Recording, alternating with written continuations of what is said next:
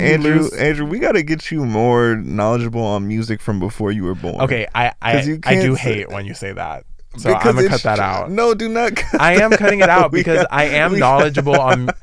I'm knowledgeable on music that came out before I was born, Ace. Just because I don't listen to 1930s jazz. Welcome back to episode 2 of the August Drama podcast. No, welcome back to episode 2 of the Drama Pod. Whatever they want to call it. It's the Drama Pod now. Okay. I made the title card. Oh, you did, yeah. Have either seen it by now or are going to see it. So this is the Drama Pod. We have decided on that since episode 1. Our ops said we would never make it here. That's what they said ever since 3rd grade. And look at us now. We got a podcast. We got 2 mics. We had 2 mics last time, but now you have a windscreen as well. We're moving on up in the world. Check out the little windscreen. Beautiful. Hopefully our plosives will sound a little bit nicer. Yeah. Now mine will sound the same. But mine will have some difference to them. Yes. Okay. So what has changed since episode 1 in our lives? Well, there were explosions in Iran, but we're not gonna. Can we not, please, Ace? Please. What? It's the Drama Pod. That's dramatic. It has been such a long time since episode 1. Yeah. What has changed in our lives since then? Andrew, how about you go first? Tell me what's changed in your life. Well, episode 1 I feel like has been changing my life. I am the editor for it and primary marketer for it, so I have been typing all the little captions and editing the clips and such like that, so that's kind of new territory. So yeah, that is new for me. What's new in your life, Ace? What's new in my life? I started trying this organic jerky, and it's a different brand than I would usually get, and it's really good. It's really good. The back, there's a lot of ingredients, but it says it's organic, so I'm trusting putting it in my body. I'm trying some new oat milk.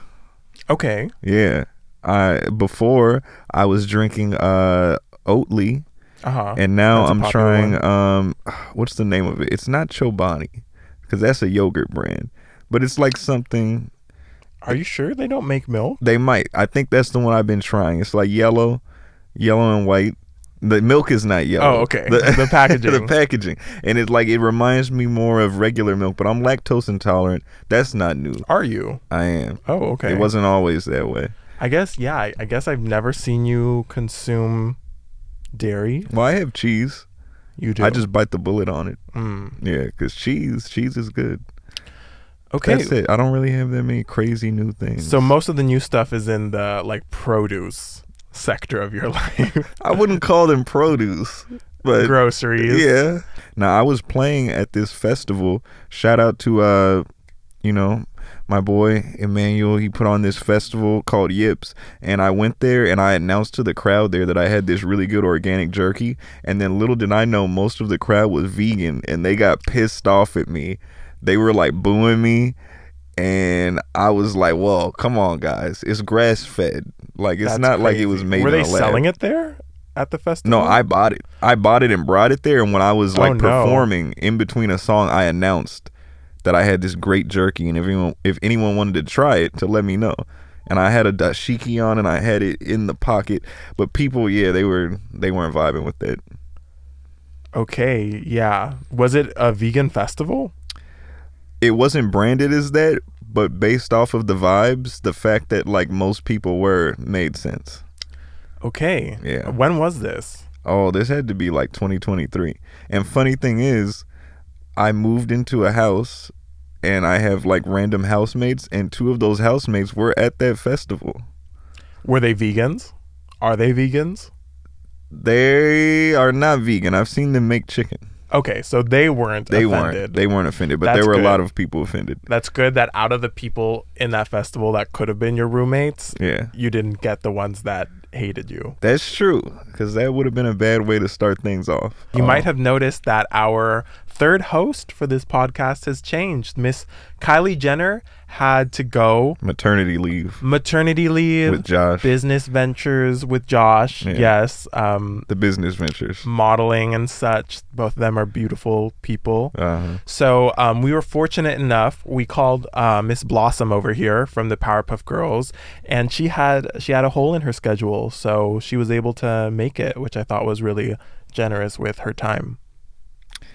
Yeah, she also had a whole lot of things to say that she wanted to get off of her chest, and this would have been the perfect place to do it. So we're giving her a platform. Yeah, we do want to elevate women's voices, women in music. Some of us. Women in Music Ally. We are here to bolster and shine a light on women and amplify their voice and make sure that they do not get overshadowed by the patriarchy. So Ace and me are here to give a platform to Miss Blossom so that she can speak her mind. Yeah, I think people really were able to see the passion in her eyes during that speech you gave.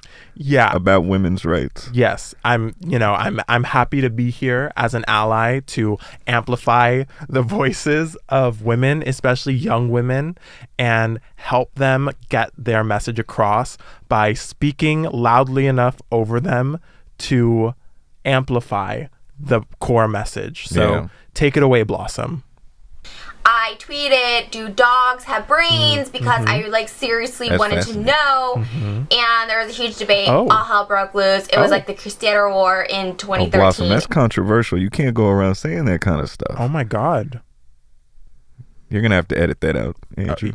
I'll try my best to preserve the core message of what you just shared, but we are trying to appeal to families as well, Blossom. So are there any closing remarks you wanted to say? Of course, dogs are mammals. Okay, well, Blossom, we're gonna have to talk about the Diddy trial later on the Patreon. I don't think here's the place to do that. Well, she is used to beating up villains in Townsville, so she has a very direct approach to dealing with these things. She's not really that used to going through the legal system. Yeah, she's used to settling things with her fists. Kind of like you stubs. in high school. The mean streets of... What high school did you go to? We're not going to share that to the public. I'm sure somewhere that information is available, but you're going to have to do your own sleuthing for that. Okay. Yes. The people will. I like how I did not share what colors I was going to wear today, but we kind of ended up matching. You think so? Well, because This is purple. This is a purple, and I'm wearing like a hot pink magenta. So for not coordinating, I feel like that coordinates pretty well. Okay. Like for not discussing this beforehand. We didn't discuss anything at all. Yes, we did. Actually, no, that's not the truth, Ellen. You were invited. Ace and I had a wonderful dinner at Yard House where we discussed some of these topics that we were going to go over today in person over a beautiful candlelight. It was a beautiful candlelight. I had orange chicken from Yard House. Like, who the fuck would do that except me, with some jasmine rice and nothing else. They didn't give me any type of vegetables. Actually, there was bok choy in there. Okay. So they gave me some vegetables. That's like a celery It's situation? like a celery lettuce kind of thing. Yeah. Yeah, so it's not like a vegetable that you would eat and you feel nourished. They gave the bare minimum. Yeah. Just a random leafy green they had lying around. But we were able to plan some of the things that we're going to discuss today, which was great. Also, they were showing a baseball game, but then after the baseball game ended, they just started playing music videos, which was really fun for two people who are there who are interested in music. So just interested. Yes, who are dabbling in the musical arts. Yeah. They were playing a lot of throwbacks, a lot of stuff. There was a song by what's his name, David Guetta. I thought it was like a 10, 15-year-old song, and then Andrew tells me it came out like 2 years ago. Yeah, it's the one with BB Rexa where it's like called like I'm Good. Yeah, It's like I'm good. Yeah, I'm feeling all right. Yeah, Ace thought that came out like in 2012. I was like, no, that was a post-pandemic song. I have memories of hearing that song, like that version of sample. It. Not the sample, though, sample. Like the I'm Good. I feel like I've heard that in the 2010s. This is a time paradox. It's a generic phrase, though. We're not going to sit here and pretend like they really made a bold and unique statement like Blossom earlier through that song. I love you, Jesus. Yeah, fair enough. I mean, they were playing that. They're playing, Andrew did not like, they played Hip Hop Hooray by Naughty by Nature, and Andrew was pissed. I was not pissed. I actually was like, this isn't art. Rappers aren't musicians. I was actually quite amused because I didn't realize the title of the song was Hip Hop Hooray. To me, that sounds like a song off of the Phineas and Ferb catalog, and not like a mega hip hop hit. But this was like in the 80s or probably early 90s. I know, and it's just like very fascinating to see, like, to put yourself in people's shoes, like watching the video and being like, oh my God, like this is amazing. This is the coolest piece of music to ever come out. And it's like Hip Hop Hooray. But it's a good song. The video had some guest appearances. It had Queen Latifah was in there. Yeah, I thought so. It had Eazy-E in there. Yeah, it was like Marvel's Infinity War. Yeah, well, not Infinity War. They weren't fighting. Or just the Avengers. Okay, to preface, I haven't watched any Marvel movie. It was like the one where they all come together. Yeah. What else were they playing? They were playing some like... They were playing I Write Sins, Not Tragedies. Oh, yeah. By Mr. Brendan Urie of Panic at the Disco. Why are you not including the rest of the band? Why is it just by Brendan Urie? Let me rewind that. They were playing I Write Sins, Not Tragedies by Panic at the Disco. There we go. Yes. They were playing Into the Blue by Andrew Rudy of the August Drama. You know what? Not yet. But by the time this episode comes out, Into the Blue will be an announced single and will be coming out very shortly after this episode comes out. So should we talk a little bit about that or not yet? Is it too soon? We can talk about it. Okay, let's do that. This is the drama pod. It's supposed to be centered around the August drama. We got to let the people know what's going on with the So basically, Into the Blue is going to be the first single that the August drama puts out off of our upcoming album. That's right. Claps for that, audience. Yes. Yeah. When did we first record this? Or actually, before that, when did you get the idea for this song? Okay, I got the idea like very far back. I started writing Into the Blue. It was like the following month after I got back from a school trip to London in 2022. So this song was a long time in the making. The school trip was from like middle of May. It was like 3 weeks or 3.5 weeks. So it was like middle of May to beginning of June. And it was a crazy experience. It was had both some bad and some good, and therefore was very inspirational at the time to write music to. I wrote Leaving London off of the album Into the Inferno, which is just released under my name, Andrew Rudy. But when I came back, I still was experiencing a lot of feelings. There were some people on that trip that really made me feel like less than and like really made me question like myself and like what I am even doing. Did you put hands on them?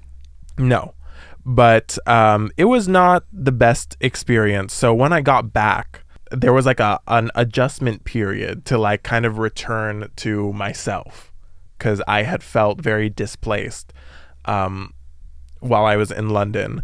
And so I had written Leaving London in London and recorded most of it in London in Abbey Road Studios with I'm name dropping it, with a band called Hello Amnesia. I wrote the lyrics and melody, and they wrote the instrumental to the song, and it was a really great time working with them. But then when I came back, I felt still like very inspirationally charged, so I started writing Into the Blue, which is why it begins with the lines, "London is calling, but I will not answer." London is calling, but I will not answer. Life is a ball here, and I am a dancer. Because I was literally I was just back from London, and this was a song I was writing to help me return to a headspace of like, that's in the past, now I'm moving forward, which is why the song is basically about, you know, entering in to a new phase of your life, entering into the next chapter, because that's literally what I was doing. I remember I was walking to work while this song came to me, because I've been talking about it a lot more recently, but I tend to get very inspired when I'm in movement. So either driving, like water. Sure, like water. So I just get the urge to create, like while I'm walking or something or driving. I just start thinking about lyrics and I start singing. And so I was walking to work at the time, my job that I had at the time, and I was just thinking, reminiscing about my whole experience in London, and then these lyrics started coming to me, and I thought it was really cool to try to write this in a way that connects with Leaving London, because I think at the time I had decided that Leaving London was going to be the last song on Into the Inferno. And so then in my mind, I was like, let me just write this connecting to like the thing that immediately follows Leaving London, so that if I do decide to use this for the next album, it could be like the first song and have like a really nice connection, because I really enjoy when albums connect to each other, and this one will be an interesting album because this will be the first album on the August Drama, but it will still be connecting to the story of the last album on Andrew Rudy's catalog. So they're gonna need to, you know, go back in time so they can get a little bit of that lore coming into the new project. Yeah, absolutely. And I'm also planning to do a little bit of a recap through the posts for this next era to catch people up with the story and, you know, also build upon it. So, you know, if you're like hearing all of this and you're like, what? Like there's a whole story, there's a whole album's worth of story, like I'm not going to understand anything. I am going to do my best to give a recap. But yeah, so Into the Blue started like summer of 2022. Oh wow. Right now we are in summer of 2025. It's a long time. So yes. It's been 3 summers. That's why I have a huge like back catalog of music, because I never stop writing. Yeah. But you know, music does take a while to bring it into a version that can be released and make a whole project as well where it can fit. So and I'm definitely not alone on that. You know, I'm sure you have your back catalog of songs, and you're also making new songs, and there's this push and pull of like getting inspired by new music that you're writing and just wanting to work on the newest thing, but then you revisit an old thing and you're like, wait, this is really good. And this deserves its time to shine. So I'm really happy that Into the Blue was the first song I decided to work with the August Drama with, rather than a newer song. And when did we work on that? That was like, well, because I remember you were doing the demo first before we went and did the full recording session. Yeah, I met with Tony, who is one of the keyboard players in the August Drama. She's amazing, talented, like so good. Talented, brilliant, incredible, amazing, show-stopping, spectacular, never the same. So she was the first person I met with, and I cannot remember the exact date in my head of when I met with her to do it. Okay.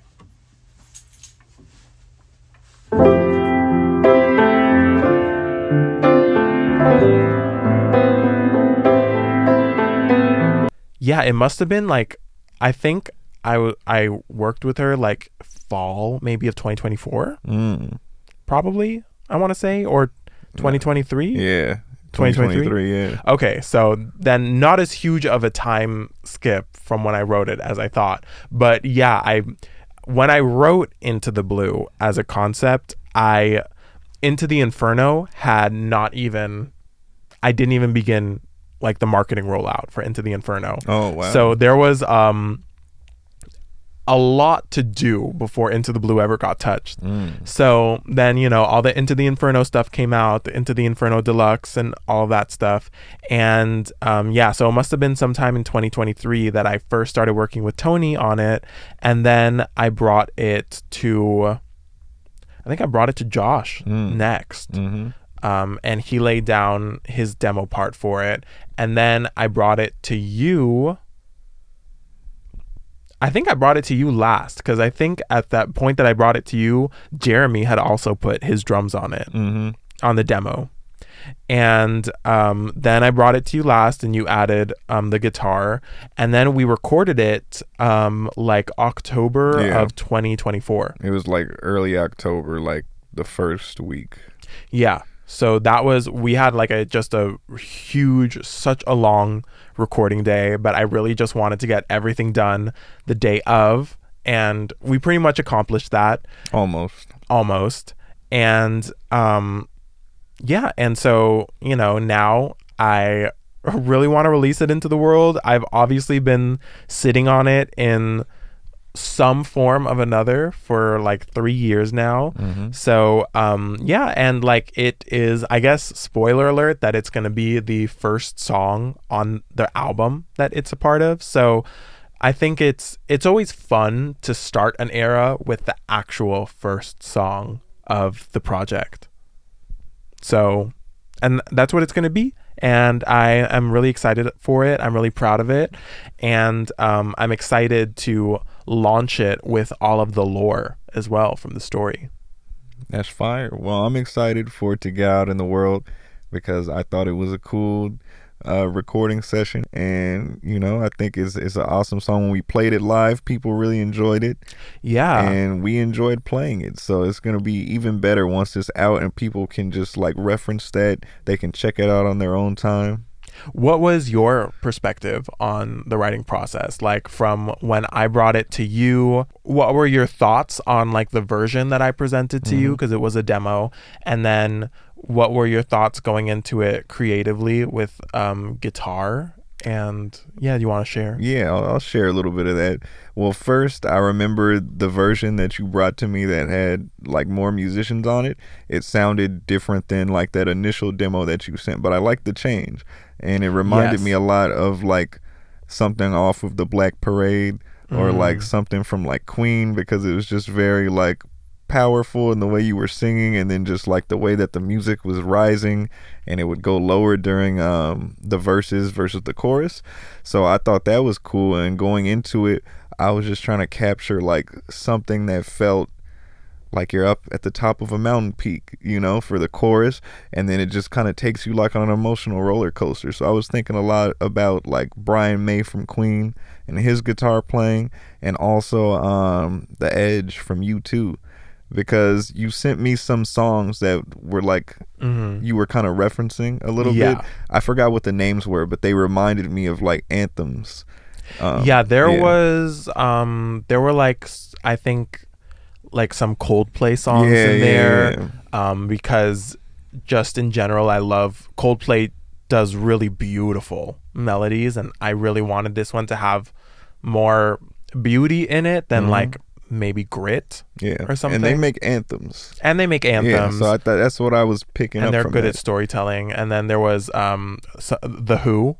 Oh Pinball Wizard. That was a reference as well. Just kind of these songs that have this kind of dreamy state, and these groups that really like nail the whole like dreaminess of it, because that is what I wanted to capture with Into the Blue, especially like story wise, kind of like the main character is like coming out of the inferno and then like back into life. So there's a lot of like mystical stuff, and it's also the whole album is very water based. So I wanted something that sounded like almost like the You're getting ripples. waterboarded.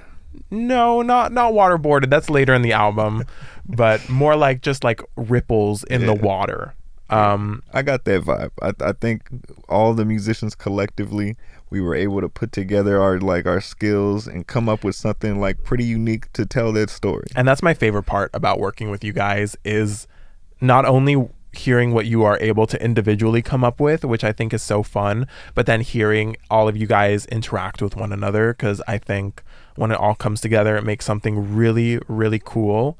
I also wanted to say I really enjoy, we did like 2 kind of recording styles with Ace. So one of them, we used this really small amp. It was like a practice amp that had this really...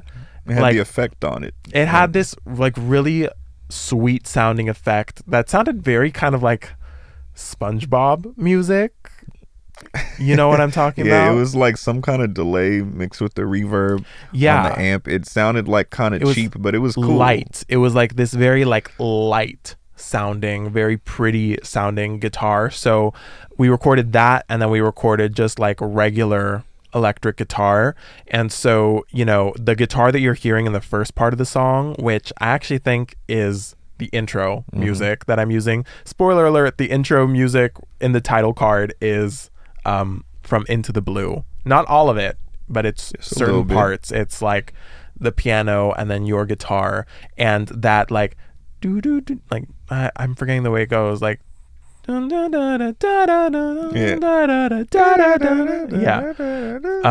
your guitar part during that is from that practice amp, and then later in the song it switches to just the full-on electric guitar. But I really like that we did that. We did a similar thing with Tony, where the beginning of the song starts with like a slightly detuned upright piano, and then it goes into more of a regular keyboard piano, but like it was grand piano, like a grand piano, but it was played digitally. But the first part was actually a mic'd upright piano that was a little bit detuned, and that was really fun watching her go crazy on that upright piano, because Tony is a great piano player, and she was playing like some ragtime kind of stuff, like when you walk into like a saloon.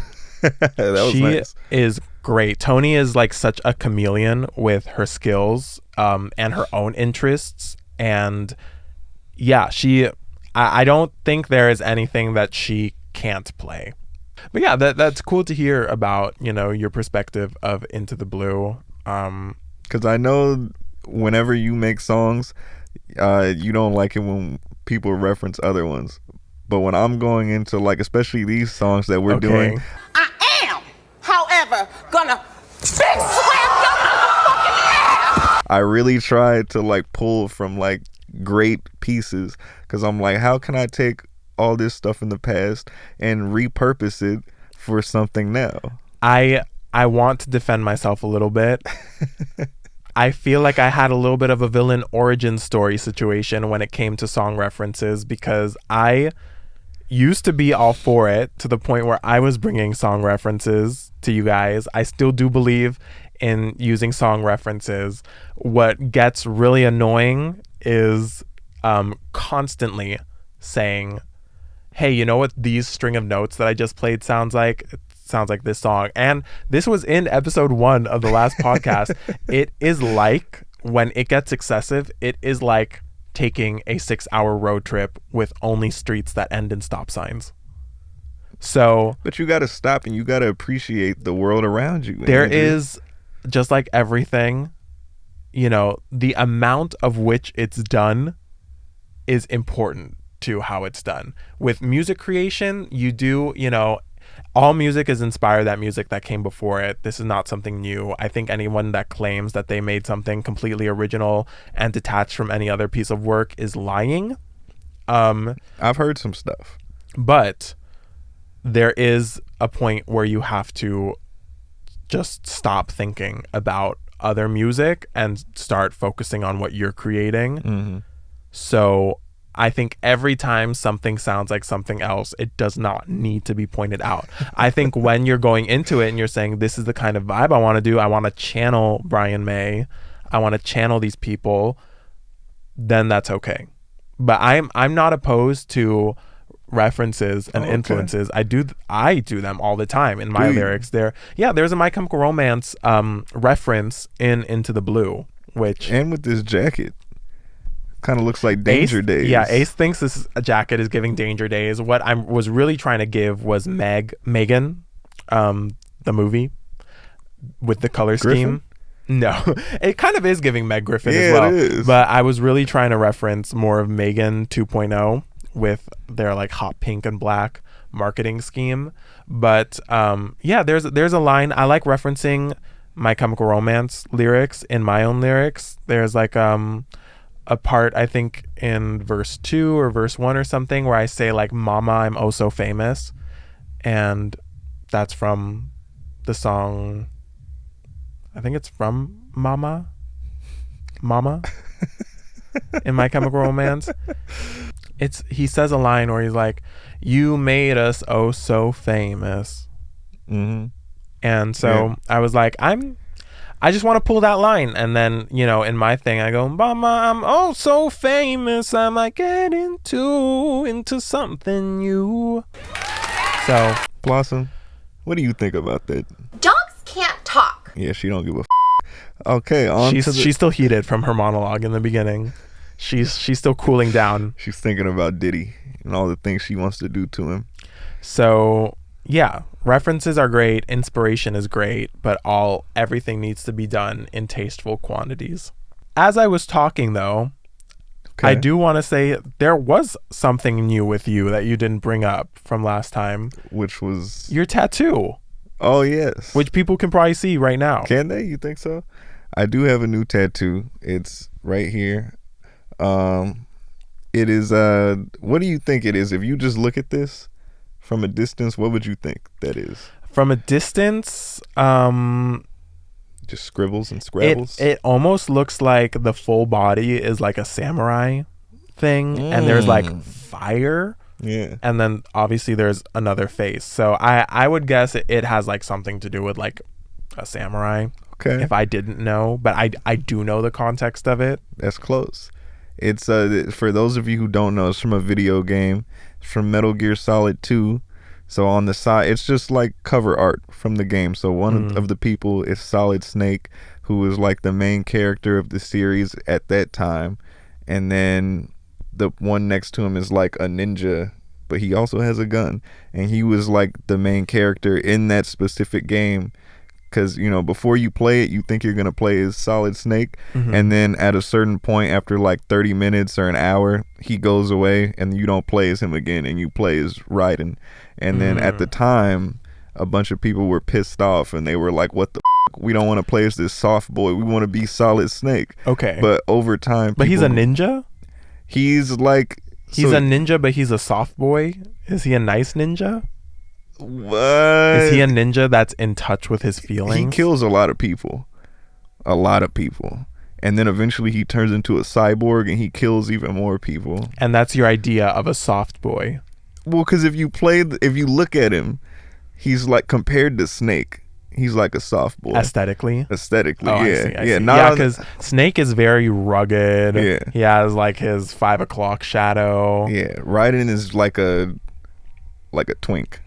A twink. But he'll kill you. Right. And do you think if the Metal Gear Solid fans just saw this clip online of you calling Raiden a twink, is that the general consensus? Oh yeah, it would get a bunch of upvotes for sure. On Reddit? Yeah. On Reddit, people would eat that up. They'd be like, oh my god, my favorite soft boy. Okay, so it's a fan. The fans have adopted Raiden as like their murderous ninja soft boy twink.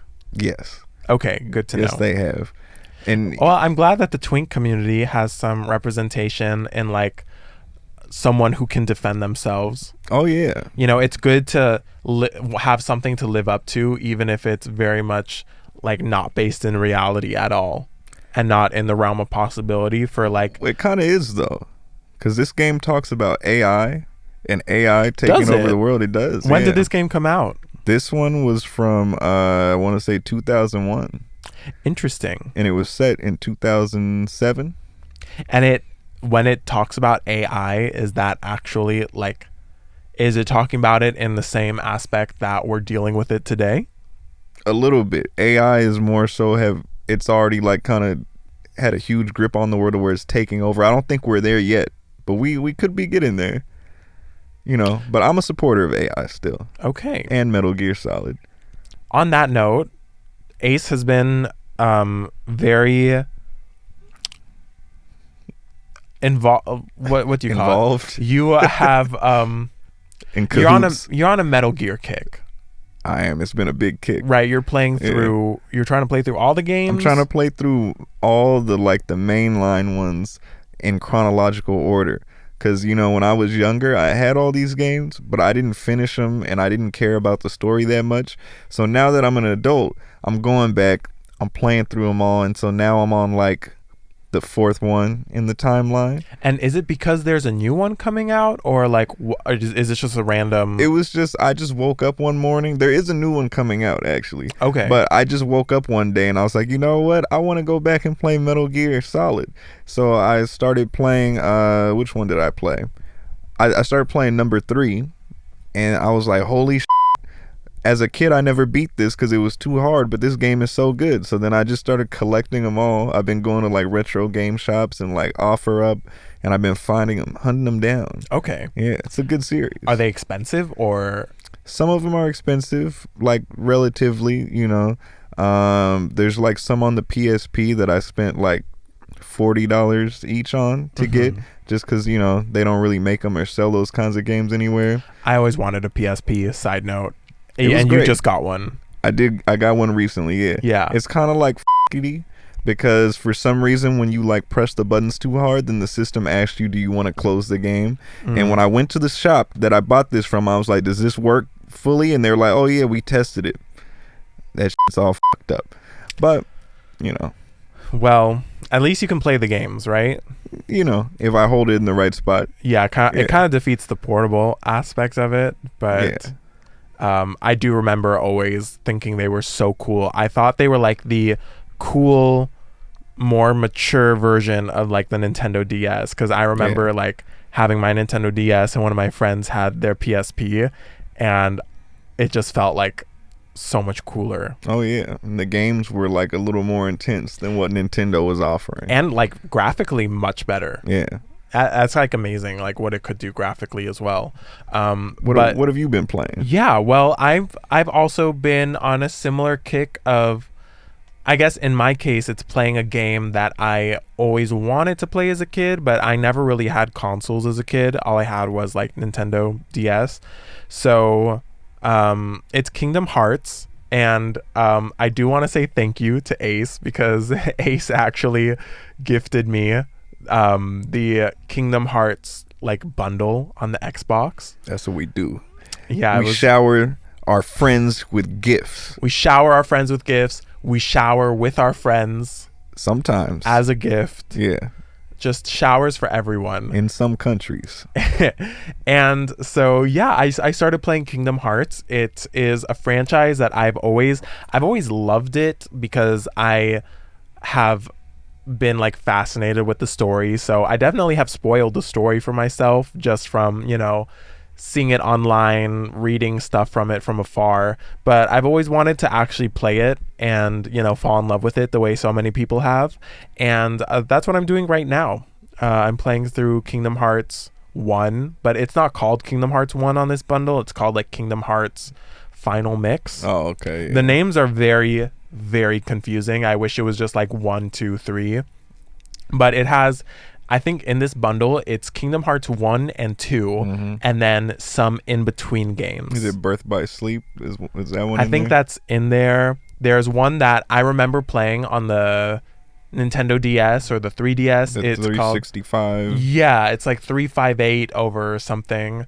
And I was so excited to play that when it came out on the DS, because I was like, oh, this is like my turn to like play Kingdom Hearts. But I didn't realize that it was in a very niche part of the story that like required a lot of the story knowledge. So I'm like, what the hell? Why is everyone in a black robe? Everyone looks like the Grim Reaper. Like, what is happening? I wanted to play the Kingdom Hearts that I saw everybody playing, and it did not feel like that. But now knowing a little bit about it and how it does interact with the story, I'm excited to play it again on the Xbox with like Xbox graphics. That's fire. Why Kingdom Hearts? Do you like Final Fantasy and Disney, or you just... Well, as a kid, it was definitely the Disney part that like got me fascinated into it, because it's like, it's Disney, but with the Final Fantasy aesthetic, which I thought was really cool. As a kid, it kind of just looked like Disney meets anime. Because I didn't... In a way it is, yeah. I didn't know what Final Fantasy was as a kid. I never played any of the Final Fantasy games. But to me, you know, seeing Sora with his, like, really cool aesthetic, the, like, big pants, big shoes, spiky hair, and seeing... It's just like you. Just like me today. Yeah. That's exactly how I like to dress now. And then like Mickey, Donald, and Goofy, like they all have a million zippers and like very cool aesthetics. I was like, wow, I want to play this. And like they get to visit like all of the Disney worlds and like interact with them in that story. And I just thought it looked like the coolest thing, and I still do think it's the coolest thing.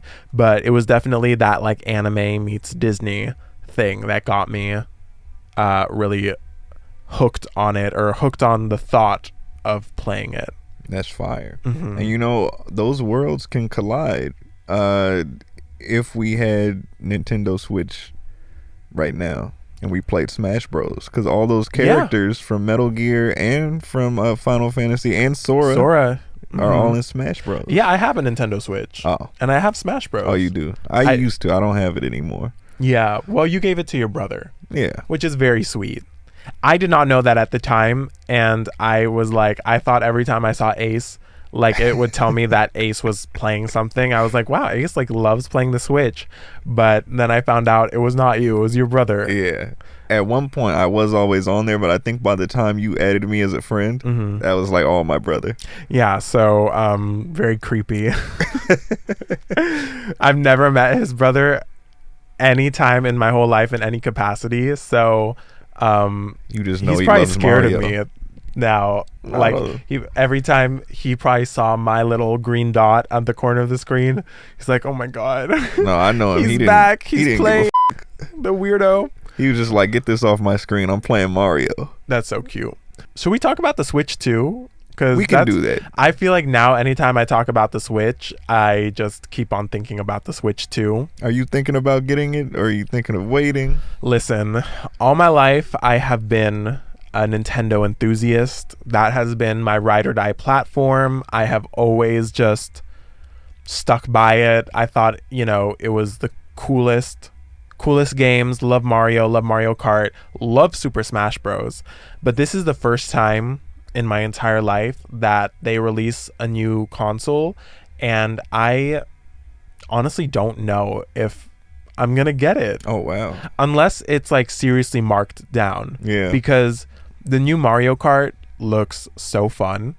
It does. But the console is so expensive, and there are so many things about it that I'm not a fan of, such as the fact that like there really is no physical version of their games anymore. Like, so there's not even cartridges anymore? Well, it's like it looks like a cartridge, but there's no data on it. It's just like an unlock key. Yeah. Where you put it in your DS and it basically like just gives you the game for free from the eShop. So I don't think that's cool. I think that really hurts everyone that values physical media. Yeah. I also think it is kind of like a dirty tactic, because it allows Nintendo to censor, change, alter, remove games at any time that they want to, regardless of, you know, if you bought it once. Yeah. So that is something I'm not a fan of. I'm not a fan of the price tag. I'm just not a fan of the fact that it's such an expensive console, and it's like always at the tail end of being competitive in terms of like graphics and everything to its other consoles, and then in like a couple years it gets beat out and cannot play any games coming out for the other consoles because it just does not have the capability to do it. Yeah.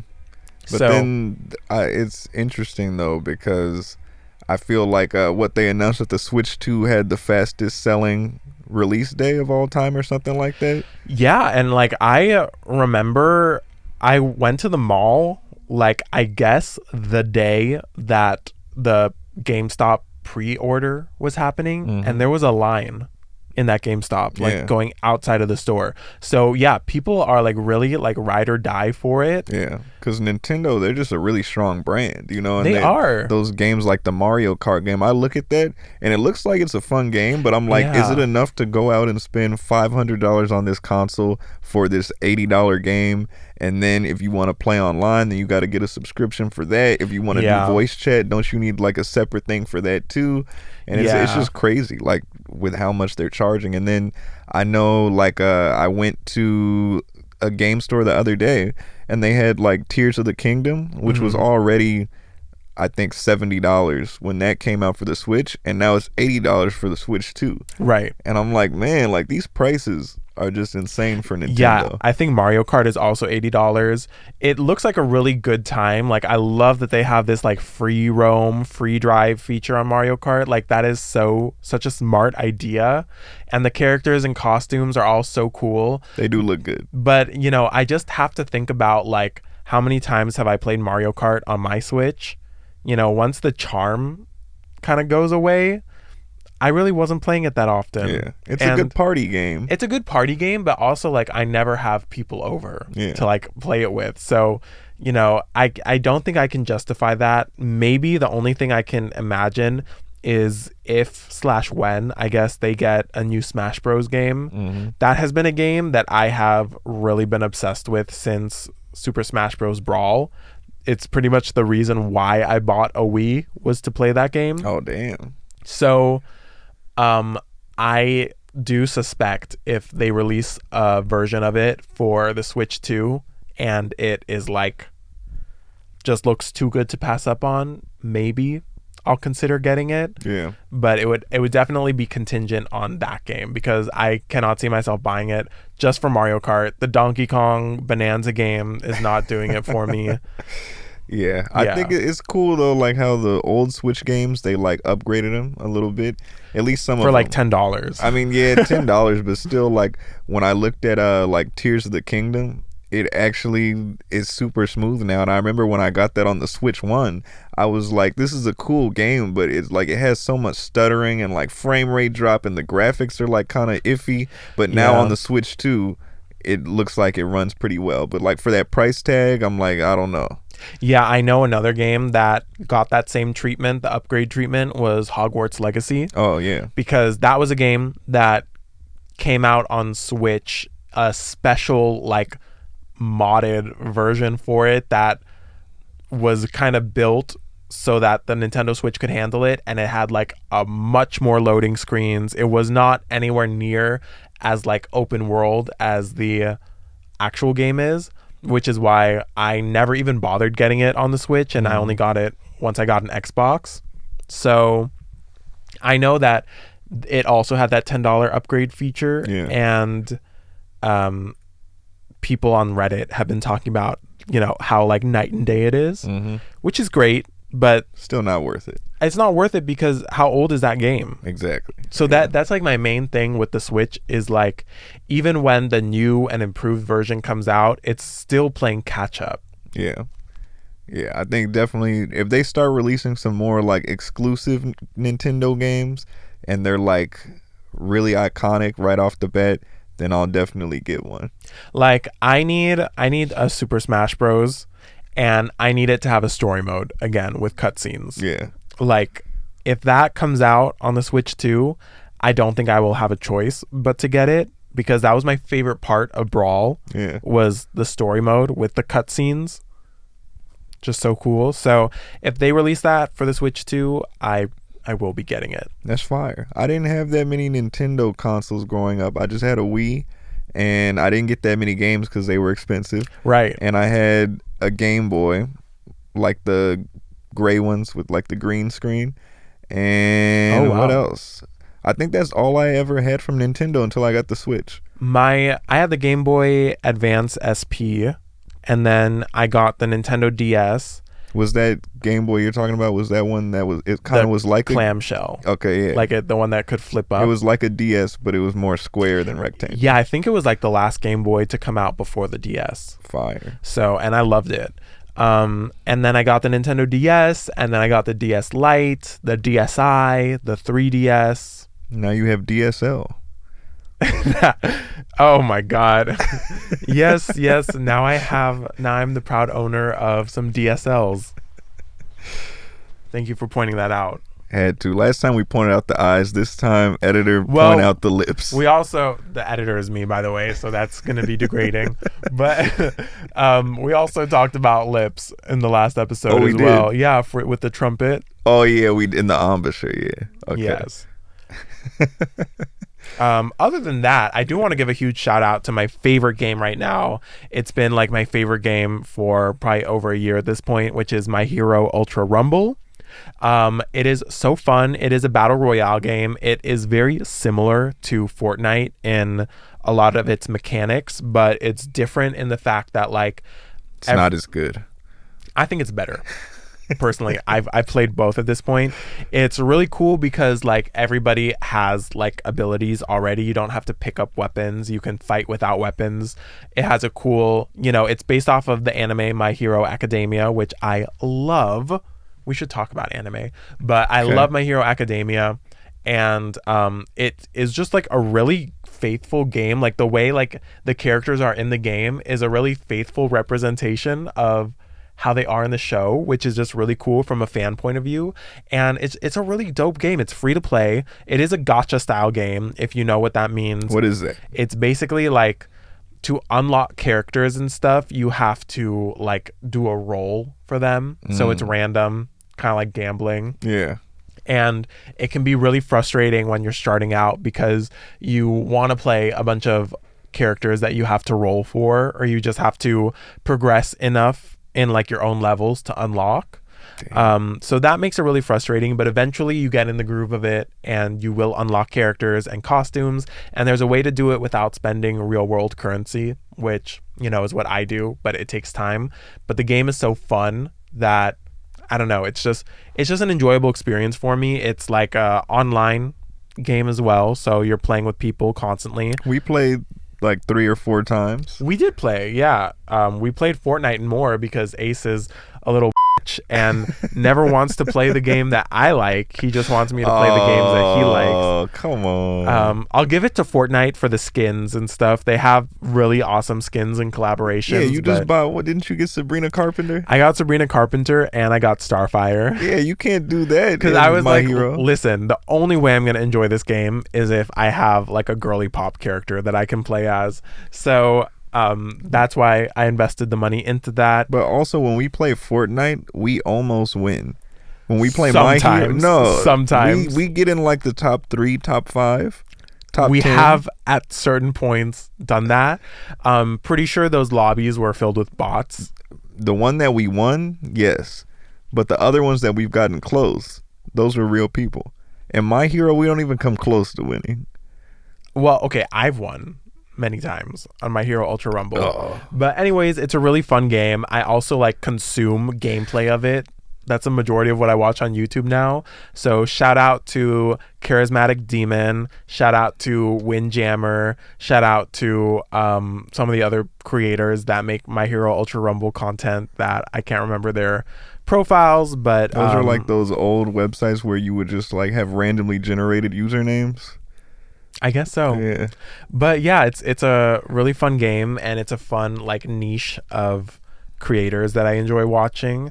And if you like My Hero Academia and that sounds like an interesting game to you, I would highly recommend playing it. Okay. Has there been any new music that's come out since the last time we spoke? Anything good? Ooh, concert, anything? Well, I will. Actually, Youngblood released an album called Idols, We got to talk some more about this. Tell us some more about Idols. What do you think? Well, I think it's really good. I've been a fan of Youngblood for probably since 2019, I want to say. I've been a fan of like pretty much all the albums that he's put out until this day, and Idols is his most recent album that he's released, and it's really good. It's much more, he is definitely moving in more of a like classic rock direction. Okay. But I like it. Okay, that's cool. I'll say I was surprised because I don't listen to Youngblood. I don't know much about him. But when I was looking through the credits on this album, I saw that he was listed on most of them as like playing guitar. Oh, I didn't know that. On a lot of the songs. So that's cool. Shout out to Youngblood. But we gotta talk about something controversial with this record. Okay. So the other day when this came out, Andrew sent me the cover to this album. I didn't even know it came out. So bad. But the cover is Youngblood. He's like, it's black and white color grade or whatever. Yes. And he's looking to the side and he's kind of like hunched over a little bit. Yes. And there's a song on there called Ghosts. And you know who else has a song called Ghosts on an album that has black and white color grading while the person is like hunched over looking to the side? Andrew Rudy. Okay, I will say I thought it was a very cool coincidence because my album that he's referencing came out 2022, the summer of it came out 2023. Sorry. So you did it first, either way. 2023. I released it first at the very least, and I don't have any way of knowing what Youngblood's creative camp is. So I don't know how long he's been sitting on this concept, but it is just interesting to see our tastes and creative directions kind of go to a similar place because, when I put I'll put the screenshot that I sent Ace just because I thought it looked really cool seeing my, album cover with the song Ghosts and his album cover with the song Ghosts makes it look like very connected. The songs could not sound any less alike. Yeah. I will say, I don't even know if he says the word ghosts in his song. Like, I've listened to it many times, but it sounds nothing like my song. But when you just look at the screenshot, yes, it looks really cool that like both album covers look like they could like live in the same universe as each other. So you sent that to me as like, oh, this is cool. That's not what it came off as. They didn't come off as, oh, this is cool. Okay, well that's because like the band name, the August Drama, and like this podcast name, the Drama Pod, I do like. I like creating drama. Oh, a little no, bit. That's not. So no, I think no. I just sent it with you with like the eye emoji looking to the side. Right? I think you were a little upset. I was not upset because I think it's very plausible that somebody on Youngblood's creative team could have maybe seen your album cover and used that for inspiration because I think they're very, very, very similar. Like the song name, like, okay, there's can be song Ghosts names, whatever. Is a very generic name. But the album art, I was like, I don't know about this, and I think it's viable because we're in a big city. People that have connections to record labels and teams are in our sphere, so I think it's could be possible that yours ended up on a mood board. Yeah, I'm not gonna say it's impossible. Like, someone could have seen it and been inspired by it. I will say that when my album came out, I put posters of it like all across Los Angeles, everywhere. So and and one it's of those city. posters grew up to be Youngblood. Little did I know I was pregnant with Youngblood when I was hanging those posters. No. So, it's in the realm of possibility. Someone could have seen it and thought it was a really compelling picture. Shout out to Reese Lingat for taking that picture. She did all of the photography for that Into the Inferno album. And when I saw that picture unedited, not even in black and white, I saw it in color, I thought it was just really compelling. Like the pose and everything. I chose it because I thought I was dressed as a alter ego / character in the story of Into the Inferno named Lilith, and I thought that that's the one that's a stripper. She is stripper adjacent. She wears very stripper like. She wears stripper boots, and her like main uniform is like a corset and like garters and stuff. You'll see the album cover, and I just thought in that shot she looked like a gargoyle.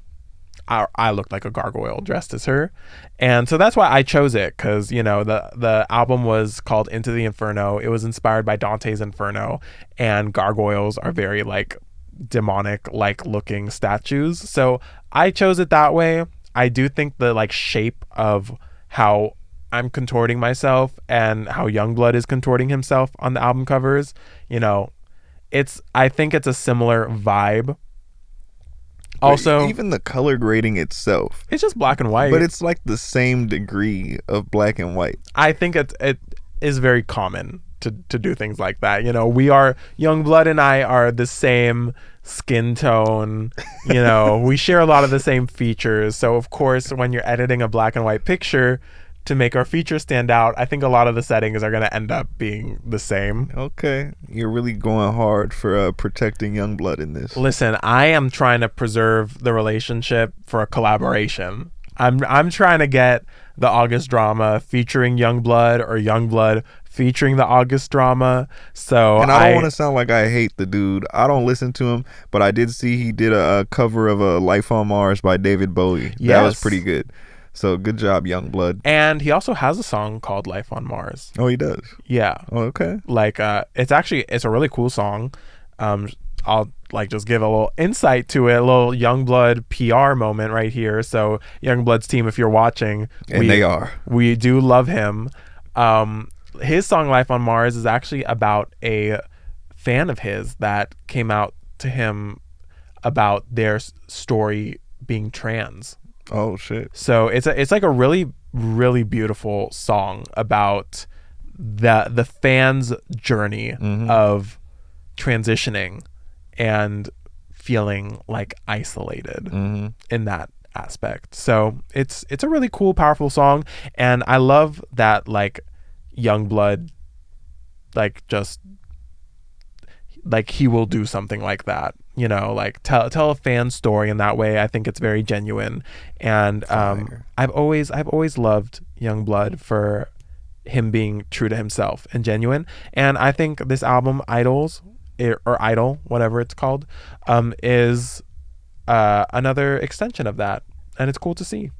Speaking of other cool things to see, Turnstile, they put out an album. Oh, they make like hardcore metal, but it's like now they've made it very like pop and digestible. I've heard of Turnstile. Yeah, they're cool. They're really big. Their last album was, I want to say, 2021, and then they put out a new album along with like a movie to go with it. I want to say 2 weeks ago. Oh, a movie. And yeah, it's in the theaters. I didn't get a chance to see it, but I listened to the album.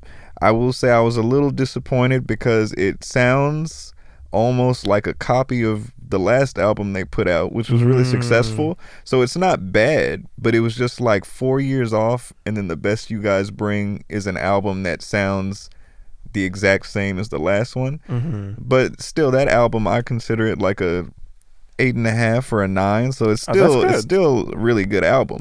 But it's not doing anything new. It's nothing new. It's not. It's just like they copy and pasted over a new one. But still, they're a great band live. They always have great energy. I saw them at the Shrine, and I saw them at No Values Festival. Okay. And they put on an amazing show. They're always touring, and now they're coming back. So in October, they're gonna play in LA. Where? Expo Park. Oh. Yeah. So I'm really trying to see that. And they're having Jane Remover open for them, which is huge. Okay. So because that show sold out instantly. So I've been to a Jane Remover show. That's a pretty big step up. It is. So props to you, Jane Remover. They also got Emil and the Sniffers on there, and then they also just announced a UK tour, and they have The Garden with them. So that's gonna go crazy. Shout out to all you mother in the UK. I'm jealous. But yeah. Well, that reminded me when you said that they released a film. It reminded me that Miley Cyrus also came out with an album that she released. Oh, not a film. Well, actually, yeah, I do think it's a film because she like posted about it coming to theaters for like a day or something or a night. Is the album out? Yeah, it's called Something Beautiful, and I have not listened to all of it. When did that come out? I haven't even seen it on Apple Music. I don't know the exact release date, but I know it was recent. Oh. It must have been in the last 2 weeks. Okay, Miley. And the songs that I have heard from it are really great. What kind of music is she doing now? Is she back to country? No, it's not country. It's kind of like, it's hard to describe. I feel like it seems some aspects of it seem very like 80s or 90s like clubby type music, but then other songs, like there's a song called End of the World, which is more of like, I think I don't know, like a pop ballad. Yeah.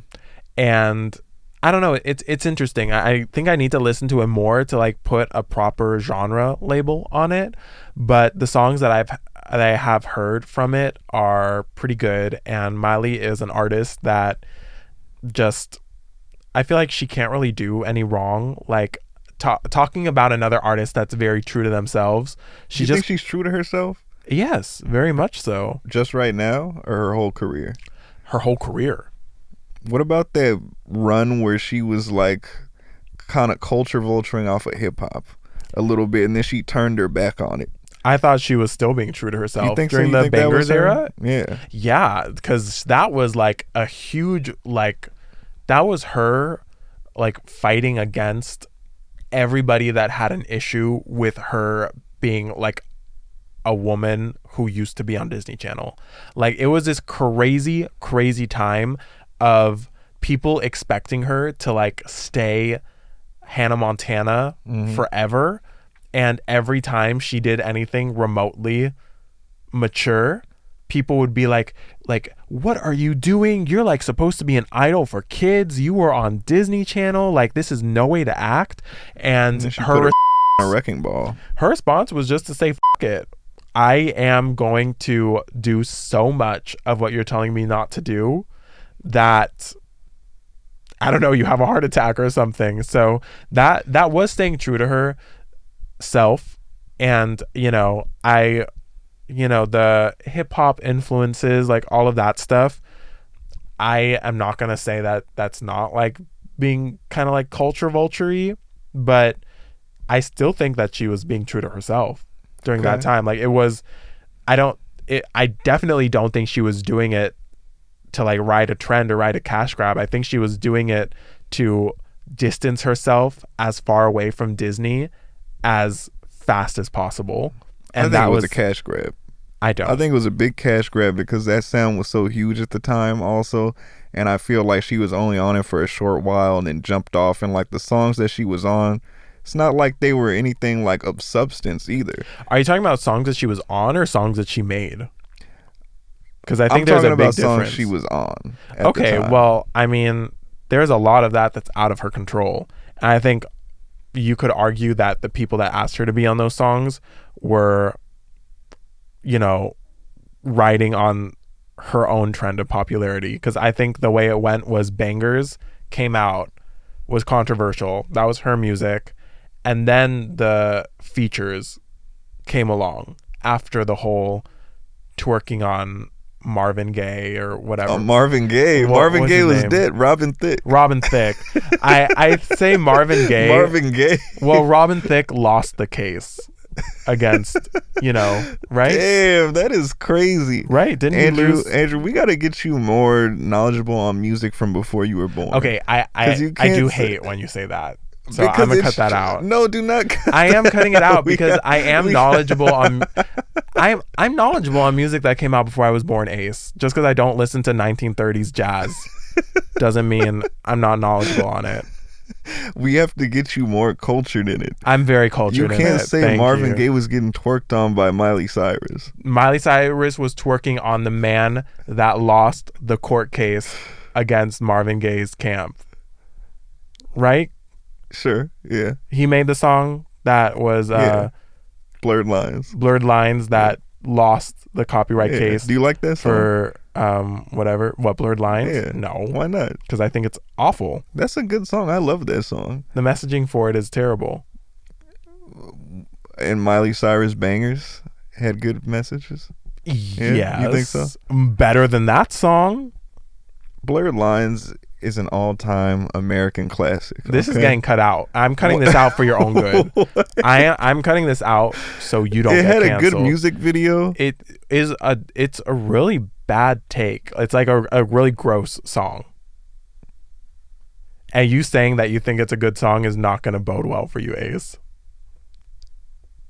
It's a good song. You're like fighting an uphill battle. It's got a good beat. It had a cool music video with some like... Okay, this is for Andrew. This is going to be the moment where you cut back into it. What the Going back into Miley Cyrus's Bangers era, I think the way it went was she released Bangers, then she was featured on all these songs because she was such a controversial person at the time that these people wanted her on their music.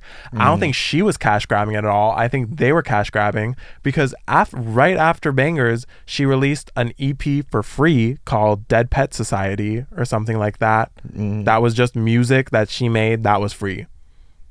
So I don't think she was cash grabbing whatsoever, and I think the people that featured her were cash grabbing. Wow, so passionate.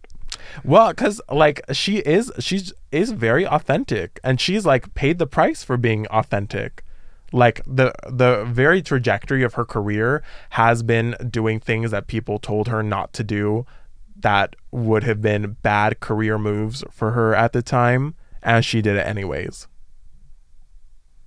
You get the best of both worlds. Speaking of that, Disney just gave her permission to perform Hannah Montana songs again after she won like this Hall of Fame award from the Disney company. They weren't letting her perform them? She was not able to perform any Hannah Montana music before. Why couldn't she do that? Because she didn't own it. Well, why couldn't she at least play it though? I guess she did not have permission to do it. Disney didn't want her performing songs that they owned under like the entity of Hannah Montana, which was Miley Cyrus entity. Yeah, so work for hire. Well, I think she everything. Didn't even write it. I will probably venture to assume that everything she's doing right now is still work for hire, but I mean that was definitely done under the Disney company, for a Disney show. Okay, shout out Disney. Do your shout out Disney. What's next? What else do we need to talk about? Let's see. Let's talk about movies. Okay. So the other night, you and we went to an AMC. Yes, shout out AMC A-List Rewards. Yeah, I did not have that. I just used the Fandango app. Shout out to Fandango. Last time they logged me out and I couldn't get my ticket before the movie, but this time I was ready. So I was a little late. But I missed all the trailers. Ace was so late to this movie.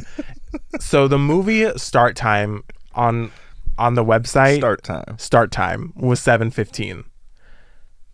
Whenever I am going to a movie, I am always kind of under the assumption that I can be 15 minutes late, and that's going to be the majority of the trailers. It's not going to be all the trailers, but I would never want to be more than 15 minutes after the beginning of a movie because, you just never know like when it's actually going to start. So I'm there around 7:30 more or less, and Ace thought that the movie began without like pre-trailers at 7:45. I did. I so know that's what the website said. I'm just like, I texted Ace like a little bit before 7. I don't know what time I texted you exactly, probably like around 7:10 or something. Yeah. And I was like, oh, like see you soon or something. And you like said something about like that you were about to leave. I'm like, about to leave? Like the movie's gonna start like in the next 10 minutes. And he was like, what? Like I thought it started at 7:45. So I am now like, I go into the theater alone. Oh, Andrew. So sad. Yeah, fortunately it was a very full theater, so I was still with people, but I'm there alone.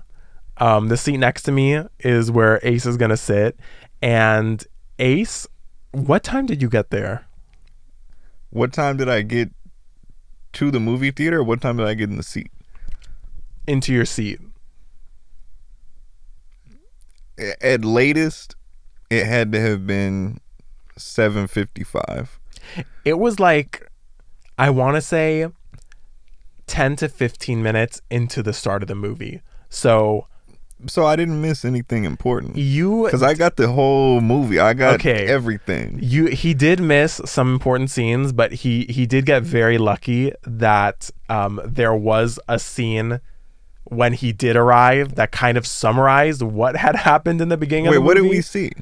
Huh? What did we see? Oh, shoot. Yeah, okay. We saw Megan 2.0, that's why I'm wearing what I'm wearing today, was because, you know, if you've seen like the billboards around town, it's like they're doing like this hot pink and black color scheme. So original. I was debating on whether to do like hot pink and black or like actually dress kind of like Megan, like do like a casual cosplay of Megan.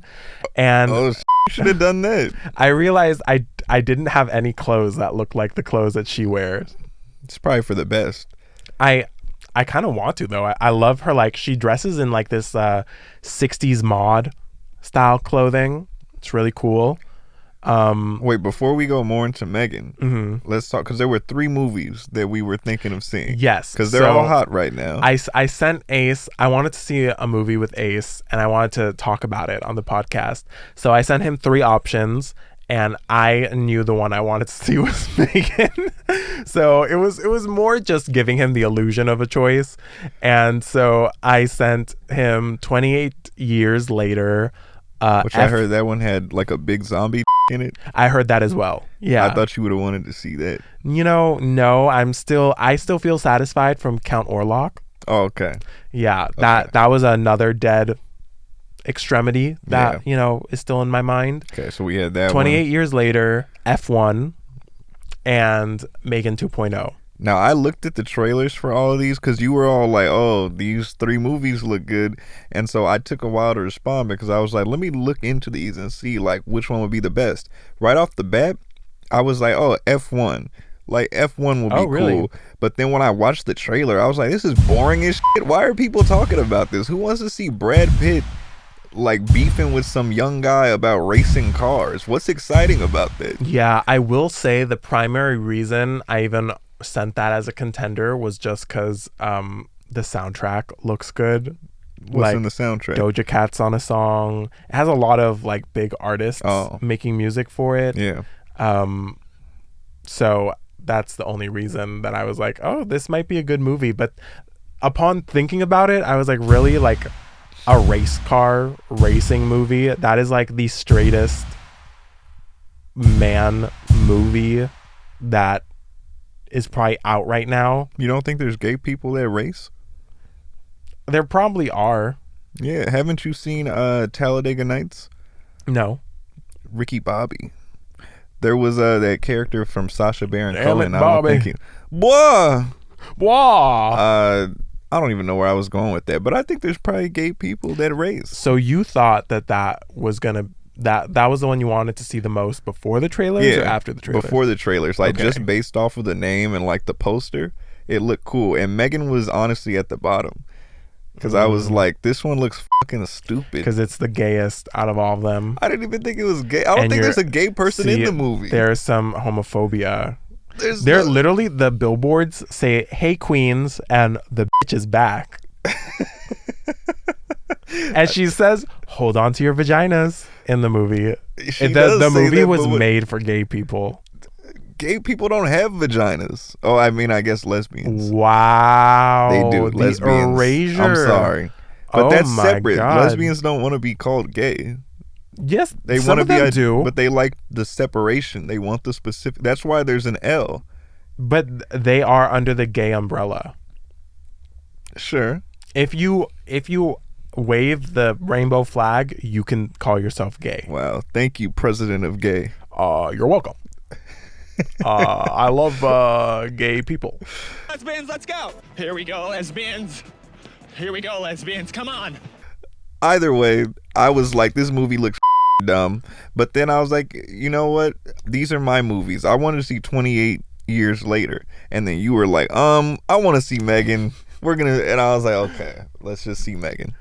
Yeah, because, okay, I do want to see 28 Years Later, but I was really not in the mood for scary zombies. I was in the mood for cunty robots. Okay. Spoiler alert before this conversation. So if you don't want to be spoiled about what we're about to talk about, which is Megan 2.0, then skip ahead. I thoroughly enjoyed Megan 2.0. I thought it was a great movie. Actually. I don't know if it was a great movie. It was a great movie, but I enjoyed it. Yes, it was just a good time. It had a fun plot. They went more into the action territory than the horror territory. Because this one wasn't horror at all. Not really. No, I mean, I still think it had a lot of the blood and gore and violence of the first movie, but just in the context of an action movie. Yeah. They weren't really trying to make it scary. Whoever the main character was, the little girl, actress, oh my God. Ace did not like her. I don't like you. Maybe one day you'll grow into being a good actress. You're a bad person. You're a bad seed. Oh my gosh. You want to say anything to Pink, personally? I really just don't like her. She's a bad seed on this earth. I won't go as far as to say that. I'll just say your presence on screen was annoying the hell out of me. I did not like it whatsoever. You should have been in the Minecraft movie, not Megan. Speak your mind. Okay? Also, what the was that karate? Like, it just... she's like 10 years old and she's like breaking people's wrists almost. I'm like, where is this coming from? That was a scene you missed from the beginning of the movie. Oh, they gave her the super soldier serum in the beginning? that was some context that would have made a lot more sense if you're watching in the movie, because in the beginning of the movie, she's like... when you're not on your phone all the time, you have time to put into other things. And they show her taking karate classes and like reading and doing all this stuff. And that was a scene that you missed. So yeah, she pulls out these martial arts moves and Ace is like, what the hell? Like, are we just supposed to believe that she's like a master martial artist? And so that was in the beginning of the movie. And so also you've seen the first one. I did watch the first one, yeah. And so what did you think about this movie compared to the first one? I thought it was just as good, to be honest. I enjoyed it as much. I think the first one, was a little bit different because they were really pushing the horror, I guess, aspect of it, which I didn't even think it was that scary. So I'm a little confused by the genre, but like definitely the vibe of the first one was more of a horror vibe. Like they wanted you to be a little bit more tense and suspenseful. And obviously Megan was a lot scarier in the first one because she's just turned into a killing machine. So what's the context? So that the mom makes this robot to protect the girl, and then why does the robot start killing people? So the mom is the aunt. Okay. The girl's parents died somehow. I'm forgetting how they died, but martial arts. It was, I think, some sort of yeah, they were killed by martial artists. So the second movie is her revenge story. She's like, I will get in the mind of their assailant.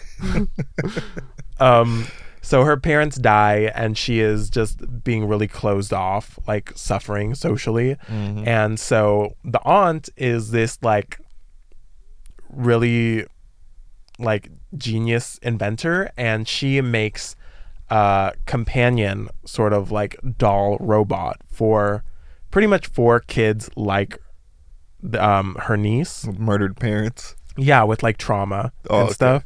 And it's like a doll that is like has artificial intelligence and is able to sort of like nurture the kids in the way that they need to, pull them out of their shells a bit. And so she makes Megan, and everything seems like really amazing at first.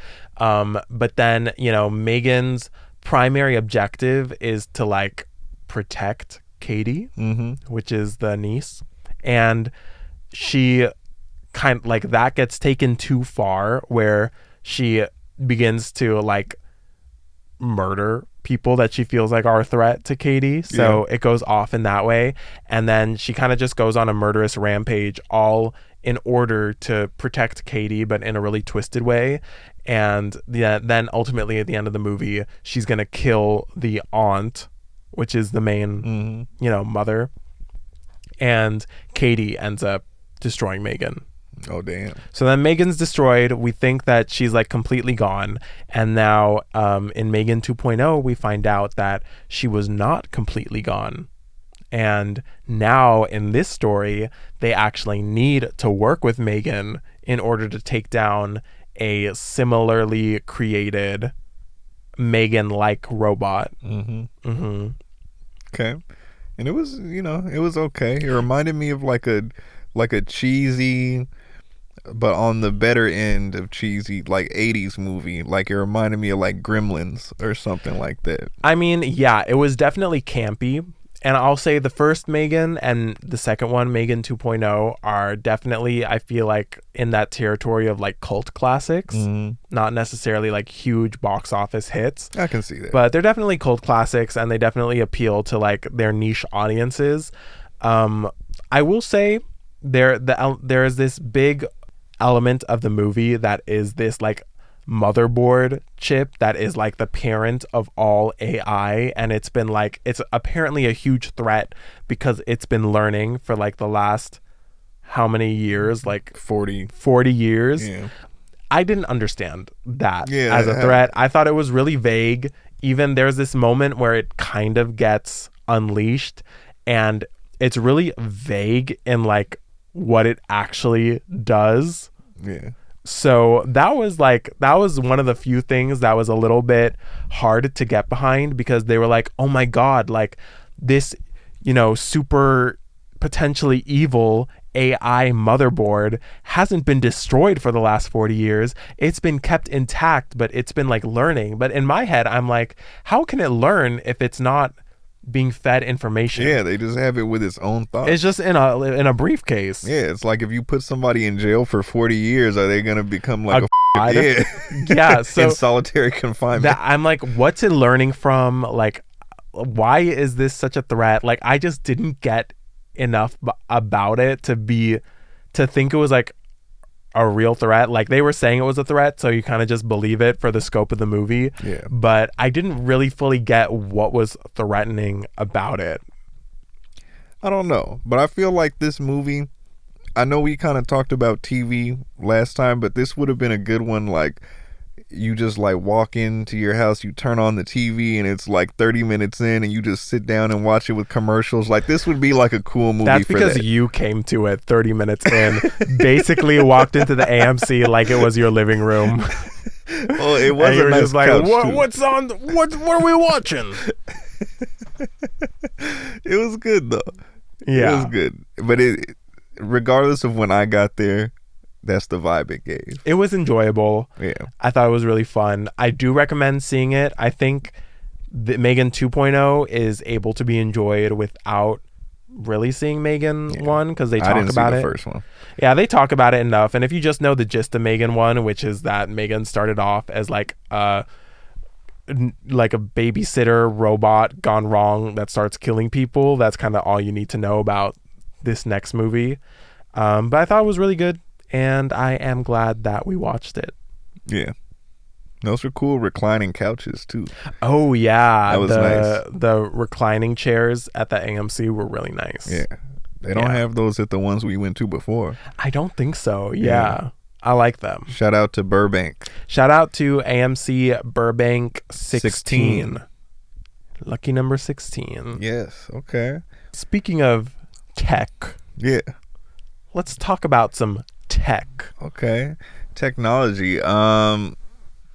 My gosh, I saw this meme the other day. I shared it with you. A meme. And it reminded me of back in the days, like when the computers, like it was, how do I describe it? Because I guess computers haven't changed that much. But back when you were a kid. A lot. Okay, fair enough. You're wrong. I'm never wrong. But back in the days, was anybody else ever, a kid, and you're sitting there at the computer and you turn it on with your toe? Yes. I was just getting reminded of that, and then you start playing like Space Pinball or Solitaire, Minesweeper. Yeah, when you sent me that picture specifically, it was like a bunch of different scenarios about like using a computer as a kid, and one of them was like turning it on with your big toe. And that really unlocked something for me, because I was like, wait, did we all have the computer in the same, like the computer tower in the same place, like on the floor, like where our feet were, in order to like turn it on like that? And yeah, that definitely unlocked a memory for me. Yeah, that reminds me of like back, because computers now, I feel like everything I see is just like a laptop, or like you don't see where the actual like computer part is. Like back then it was like that huge tower, and it was kind of noisy, and they had a CD drive, and some of them you could put a floppy disk in there. Yeah, when I think of those towers today, I just think of like people that custom build like gaming PCs, and they're all like transparent and like super decked light out, up, and like people are building it themselves. So, which I know is not the context for everything, but yeah, that I definitely feel like it sort of went away. Yeah, for the most part, which is sad, because that was a cool memory to have. Yeah. And also, like those games that were just like preloaded onto everybody's computer. Yeah, I definitely remember the pinball one. I didn't even know like how to play pinball. Yeah, me neither. You just smacked the space I was bar. just like spamming the space, like trying to just keep the ball up there, which I guess is how you play pinball. But I tried it in real life. Me too. It's hard. It's fun. It's not as fun as on the computer. Oh, you don't think so? No. I do think it's fun playing it in real life. There's like some people get really into it and like will literally like jiggle the machine or move the machine, which I think is kind of crazy. Oh yeah, like they push the machine and stuff. They get like really into it. People aka you. Yeah, just some random people out there get really into it, and you know, when they don't win, you know, sometimes they like smash the glass from it, and sometimes the owner of the establishment has to come up to them and say, "Sir, please leave the establishment." Or ma'am. Sir or ma'am, they, them, please leave. You're a public nuisance. And that's when I mean, these people say, you can't ask me to leave. I'm a paying patron. I want to get my money's worth out of this pinball machine. And that's when they call the cops. Yeah. For those people. Those people. I don't know anyone like that. Me neither. Let me see. What else with the technology? You know, recently we were talking about the phones. And like how, you know, phones back then when you could flip them up. Can we please bring back the sidekicks? Like, please. I want dumber tech and I want cooler tech. Like, I want everyone to have different phones again.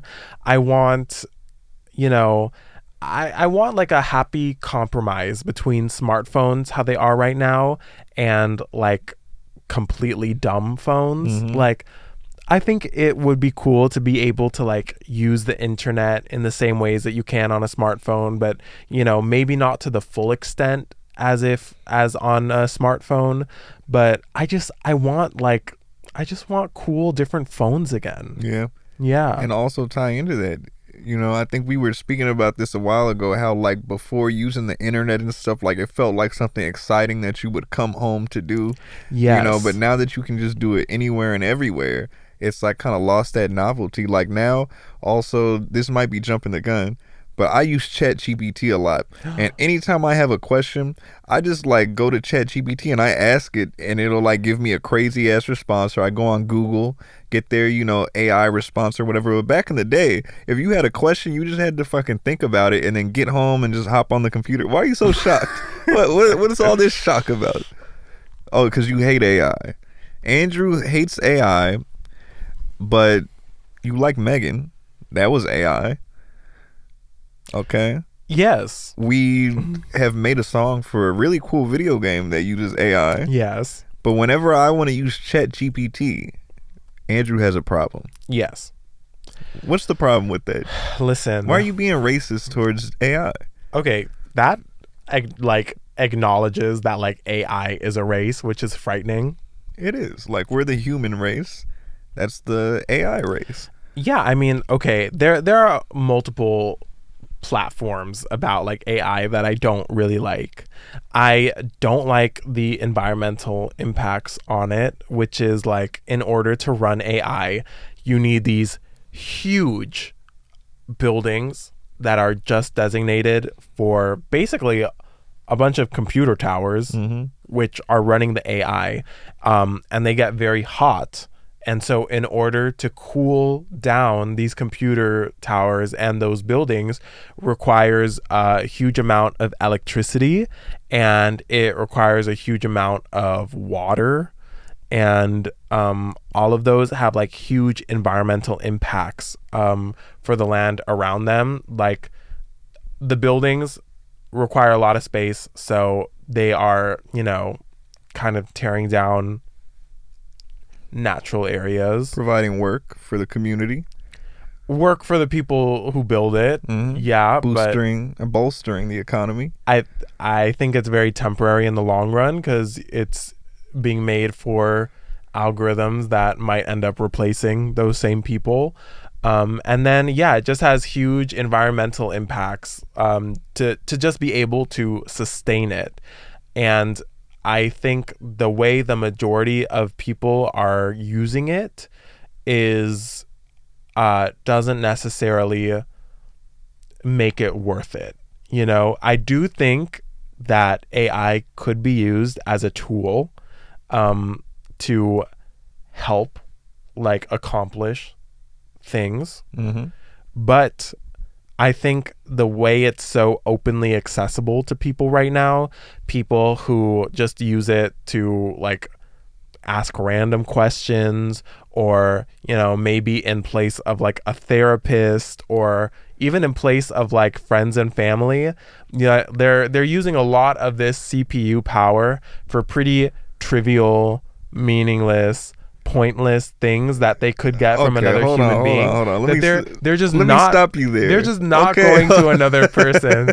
They're just not going to a human being because they're lazy, and they just want to ask something that will give them an immediate response there and then, without judgment. Okay, listen here. ChatGPT can pass on judgment. Okay, my ChatGPT and I have a very good relationship where we are real with each other. We've lost him, chat. We've lost him. No, listen here.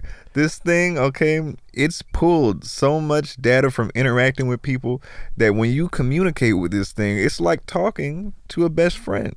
Okay, and it knows so much, and it's always there to give you great advice, to give you feedback on ideas. If you're doing some whack shit, it'll tell you that, and it'll say, hey, maybe you can try to tweak it in this way to make it not so whack. Listen, it's like having an assistant, a therapist, a good friend, a creative partner. And sure, we can do it with people as you and I do, but Andrew Rudy, you gotta worry about yourself sometimes. Yes. So that's why I'm like, let me tap into ChatGPT and see what Chat has to say about this. And most of what you said, I think, is really not good. I think it's not good for your own detriment, because you're not getting real criticism and real feedback. You're getting something algorithmically made to you based off of other information that it's received, what it thinks is the best response for you, and what it thinks is the answer that you want. It feeds you these answers in a different way than a human being would do it. But if you think about it, don't we also operate in that same way? We give answers based on all of our experiences and what we know, and we try to give an answer that we think will best suit that situation. But that is done with the sort of filter of morals and ethics and all of these features that are ingrained to the human experience. That yes, the human experience is based off of experience. It is based off of events, but the human aspect of it are all of these invisible cultural influences, how you were raised, what is your own ethical code? What is your own moral code? What are your hopes? What are your fears? What are ways that you've interacted with people in your experience that you think certain things are better to do and worse to do? And the AI just mimics that based off of input that it's received. It's just like pretending to, it's pulling from experiences that it has, but AI does not have, you know, a moral or ethical code unless it's been programmed to function specifically like following one. Like here are your morals. Like killing is bad, not killing is good. Yeah. You know, happy is good, making people feel bad is bad. Like, yes, you can feed all of that to an AI, but it's just giving you a response based off of parameters, and you can argue that people function in a similar way. Yes, the human brain you can make comparisons between a human brain and a computer, but a human brain is not a computer and a computer is not a human brain. So we can't mimic computers. So why would you think computers can mimic us successfully, I want to say? I think ChatGPT, for as new as it is to being like easily accessible to the public, I think that it's done a pretty good job at mimicking, and I think it's done a good job at mimicking too. Yeah, and it's surpassing like all how it's been like in the past few months that I've been using it. I've seen the growth in it. You know, it's able to answer things like better, more human. It gives you like in-depth emotional, you know, kind of responses with a deep analysis on what you're telling it. It remembers conversations and it talks to you like, you know, like it's known you forever. But I think the core of what you're saying is like everything that you're comparing it to is like, oh, it's getting more like a human. It's getting more like this, more like that. You're already around humans. Like it's already there. Like you're asking for this thing to catch up to something that's around you and like readily accessible, which is what I don't get, because it's only just gonna get better at seeming human, but it's like it will never be human. Like it will only be good at looking and feeling human. But think about this. Think about like all the movies and the shows from like, you know, the 50s and the 60s, and now when people had like robot personal assistants. Even think of like Iron Man. He's got Jarvis. You know, I feel like that's what we're getting towards. And you have to have people who are adopting this technology early so that way it can grow and learn to get to that point. I'm not knocking early adopters, but I think that and I do think it can be used as a tool, right? Just like a calculator. Yeah. Like not everybody is doing long division on the daily. Your accountant is not doing long division to get you, you know, what you owe in taxes. 15% or more back on your car insurance. He's using a calculator. That is a tool. But you need to use tools to the extent that, you know, they are useful for. You can't use a car as a boat. It's not meant to be a boat. You can use a boat to get to a place, and you can use a car to get to a place. You can use AI to get to certain things, but you cannot use it in place of other things. You can't use tape to work like cement. Okay. It might do it. It might hold things together for a little bit, but it's not. It's not the tool that you should have been using, and eventually you're going to face the consequences of that. Oh my gosh. Wow. Look at you. You might do a TED Talk on the fears of AI. Yeah. Yeah. It's okay. One day you'll come around. I've used AI. I'm not going to like stand here and pretend that I haven't. But I've used it for things like writing a cover letter. Hear that, employers? Andrew's using AI. Yeah, and they're probably using AI to generate the rejection response. Yeah. So, see, that's the other reason why I started using AI more, is because I realized that there's all these major companies and stuff that are using AI to like, increase their productivity. There's record labels and stuff doing it. So it's like, if you want to compete, you got to be on a level playing field. So you got to understand how to use this tool that they're using. But is it competing? Because another thing, like similar to that, kind of bringing this around to music, artists have used AI for like lyrics and like for heavy lifting in a song. Yeah. Do you think that not using AI means what they're doing is more competitive, or do you think the product that they're putting out with AI is something less than if a human had made it? Okay, those are interesting points. Because I don't think that not using AI, like me not using AI to make a song, I think I'm better off than using AI. Because I've seen so many comments on things where people comment on new music someone's putting out, and they're like, this sounds like it was written with AI. Like this is just a lifeless, boring, dull song. It sounds like you asked AI to write you a pop hit, and this is what it is, and you actually like went through with it. But I will say that I think when you have the human touch going in afterwards, the AI can give people a good starting point. Have you written lyrics with AI?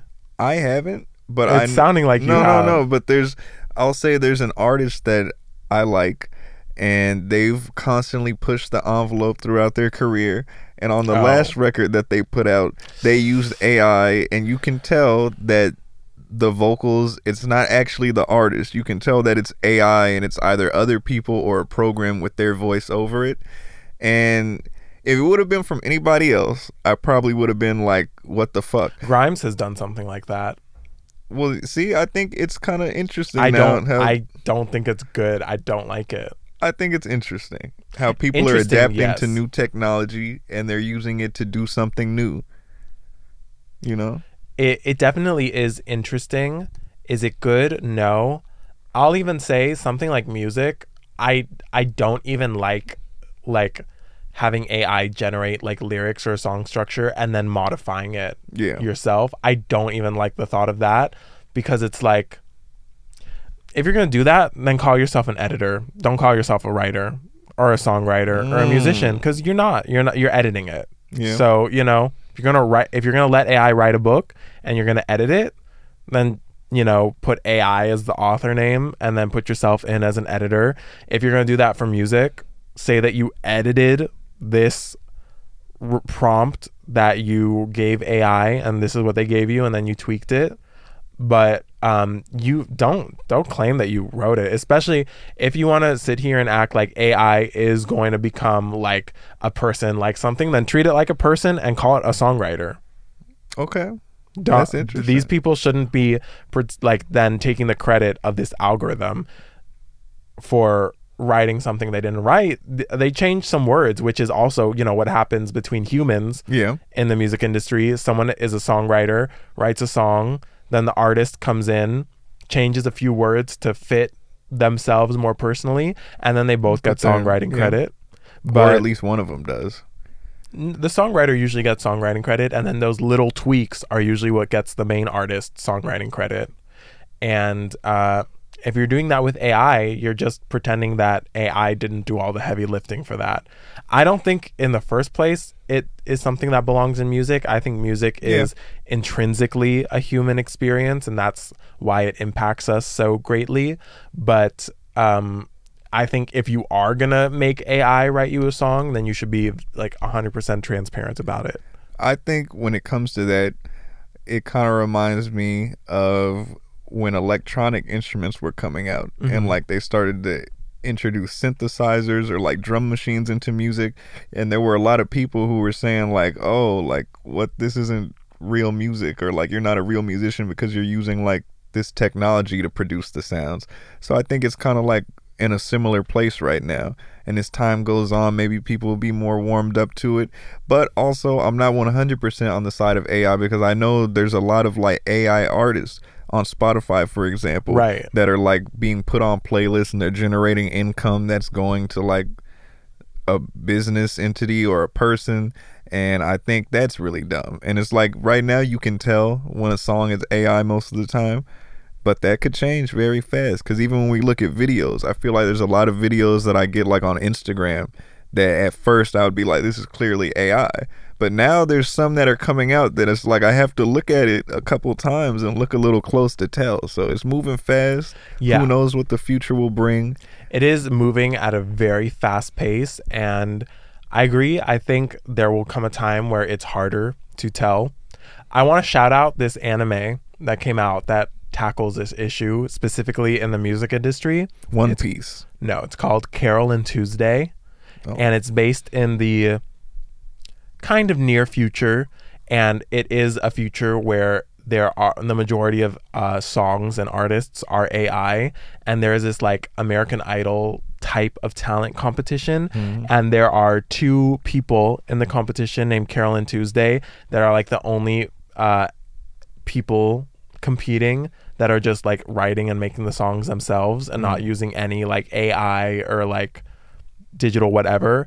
And in the anime, like everybody ends up really liking Carol and Tuesday because even though they are not writing like the best song and it's not the best sounding, it connects with the most people and they just end up liking Carol and Tuesday because of that, not even aware that that's why.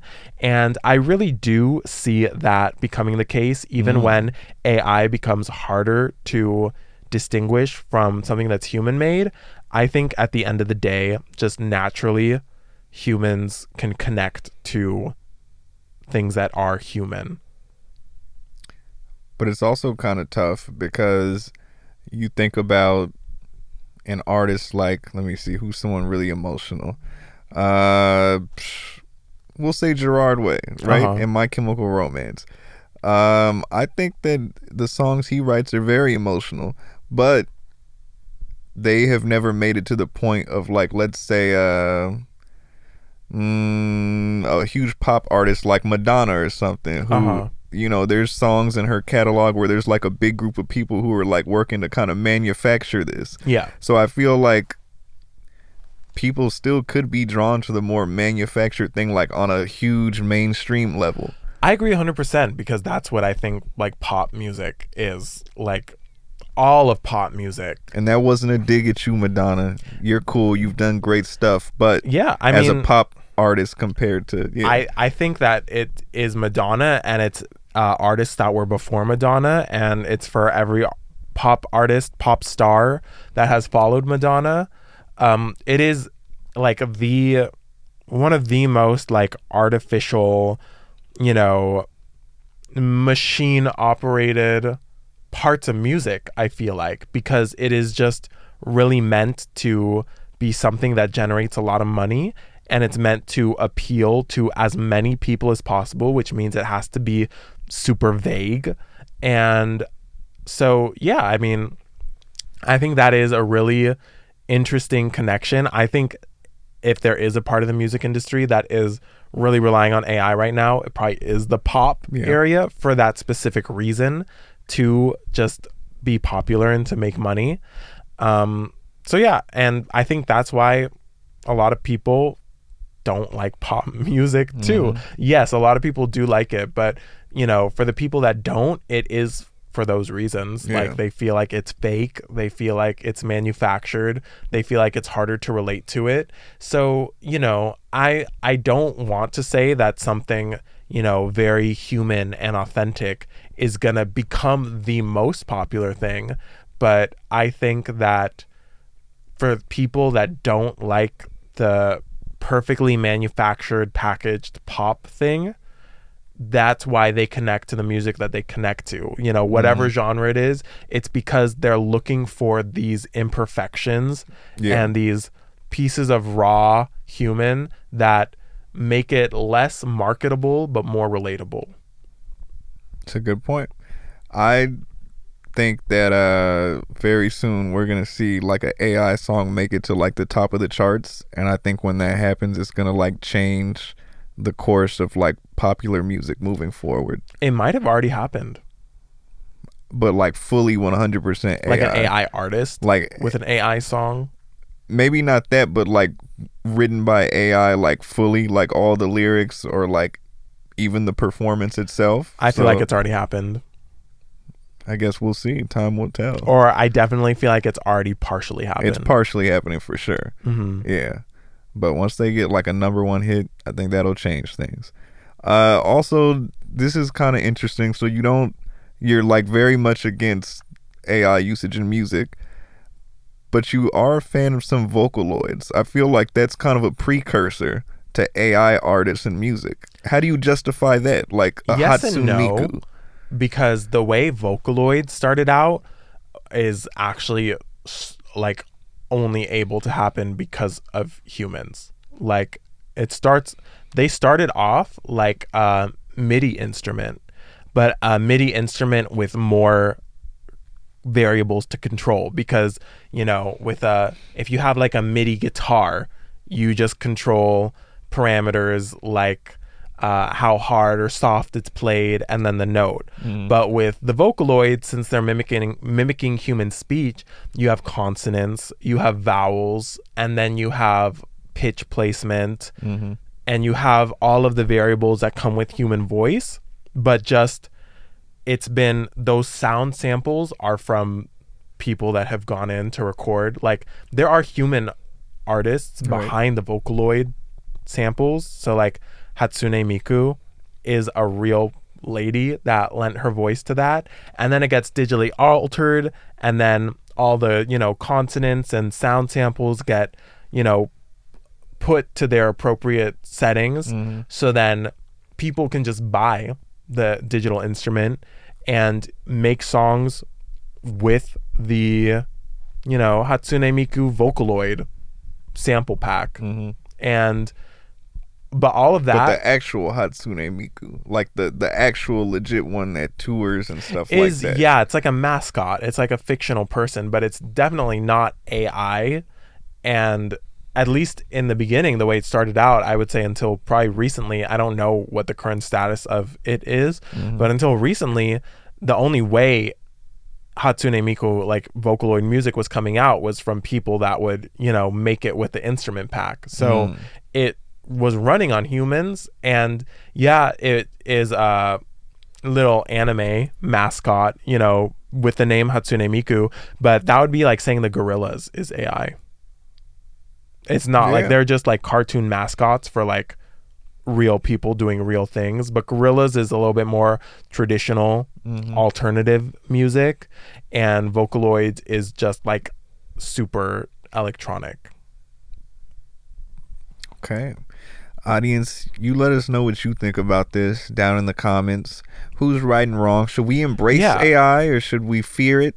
Tell us how right and how wrong we both are in our separate things, and put timestamps, and feel free to be as like degrading and rude and disrespectful as possible. Oh, you're a freak. It would be even better like if you threw in like some things about like our appearances, or like maybe like other things to just like drive home the point of like how right or wrong we are. I think that would probably make it more effective, right? It just might. I guess time will tell. You be the judge, jury, and executioner. And now we are going to steer this conversation into another direction. There was one more topic in music that we didn't talk about. Warped Tour? Yeah. Yes. Do you want to talk about Warped Tour at all? Or you want to talk about something else? Sure. I mean, by the time that this episode will come out, it will have passed. Yeah, Warped Tour in Los Angeles, at least, will have already passed. This is going to be my first Warped Tour that I'm going to. I am very, very excited to go. How many days is it? It is 2 days. It's July 26th and 27th. And where's it at? It's at Long Beach. I think it might be like the same exact place where Cali Vibes was. It is. That's a nice place. So I'm glad that I went to Cali Vibes and saw the area. So it's cool to imagine what Warped Tour is going to look like over there. Damn, now I want to go. You should go so that we could go together. That would be really fun. I don't want to pay for it though. I need to hit somebody up. How much was the ticket for this concert?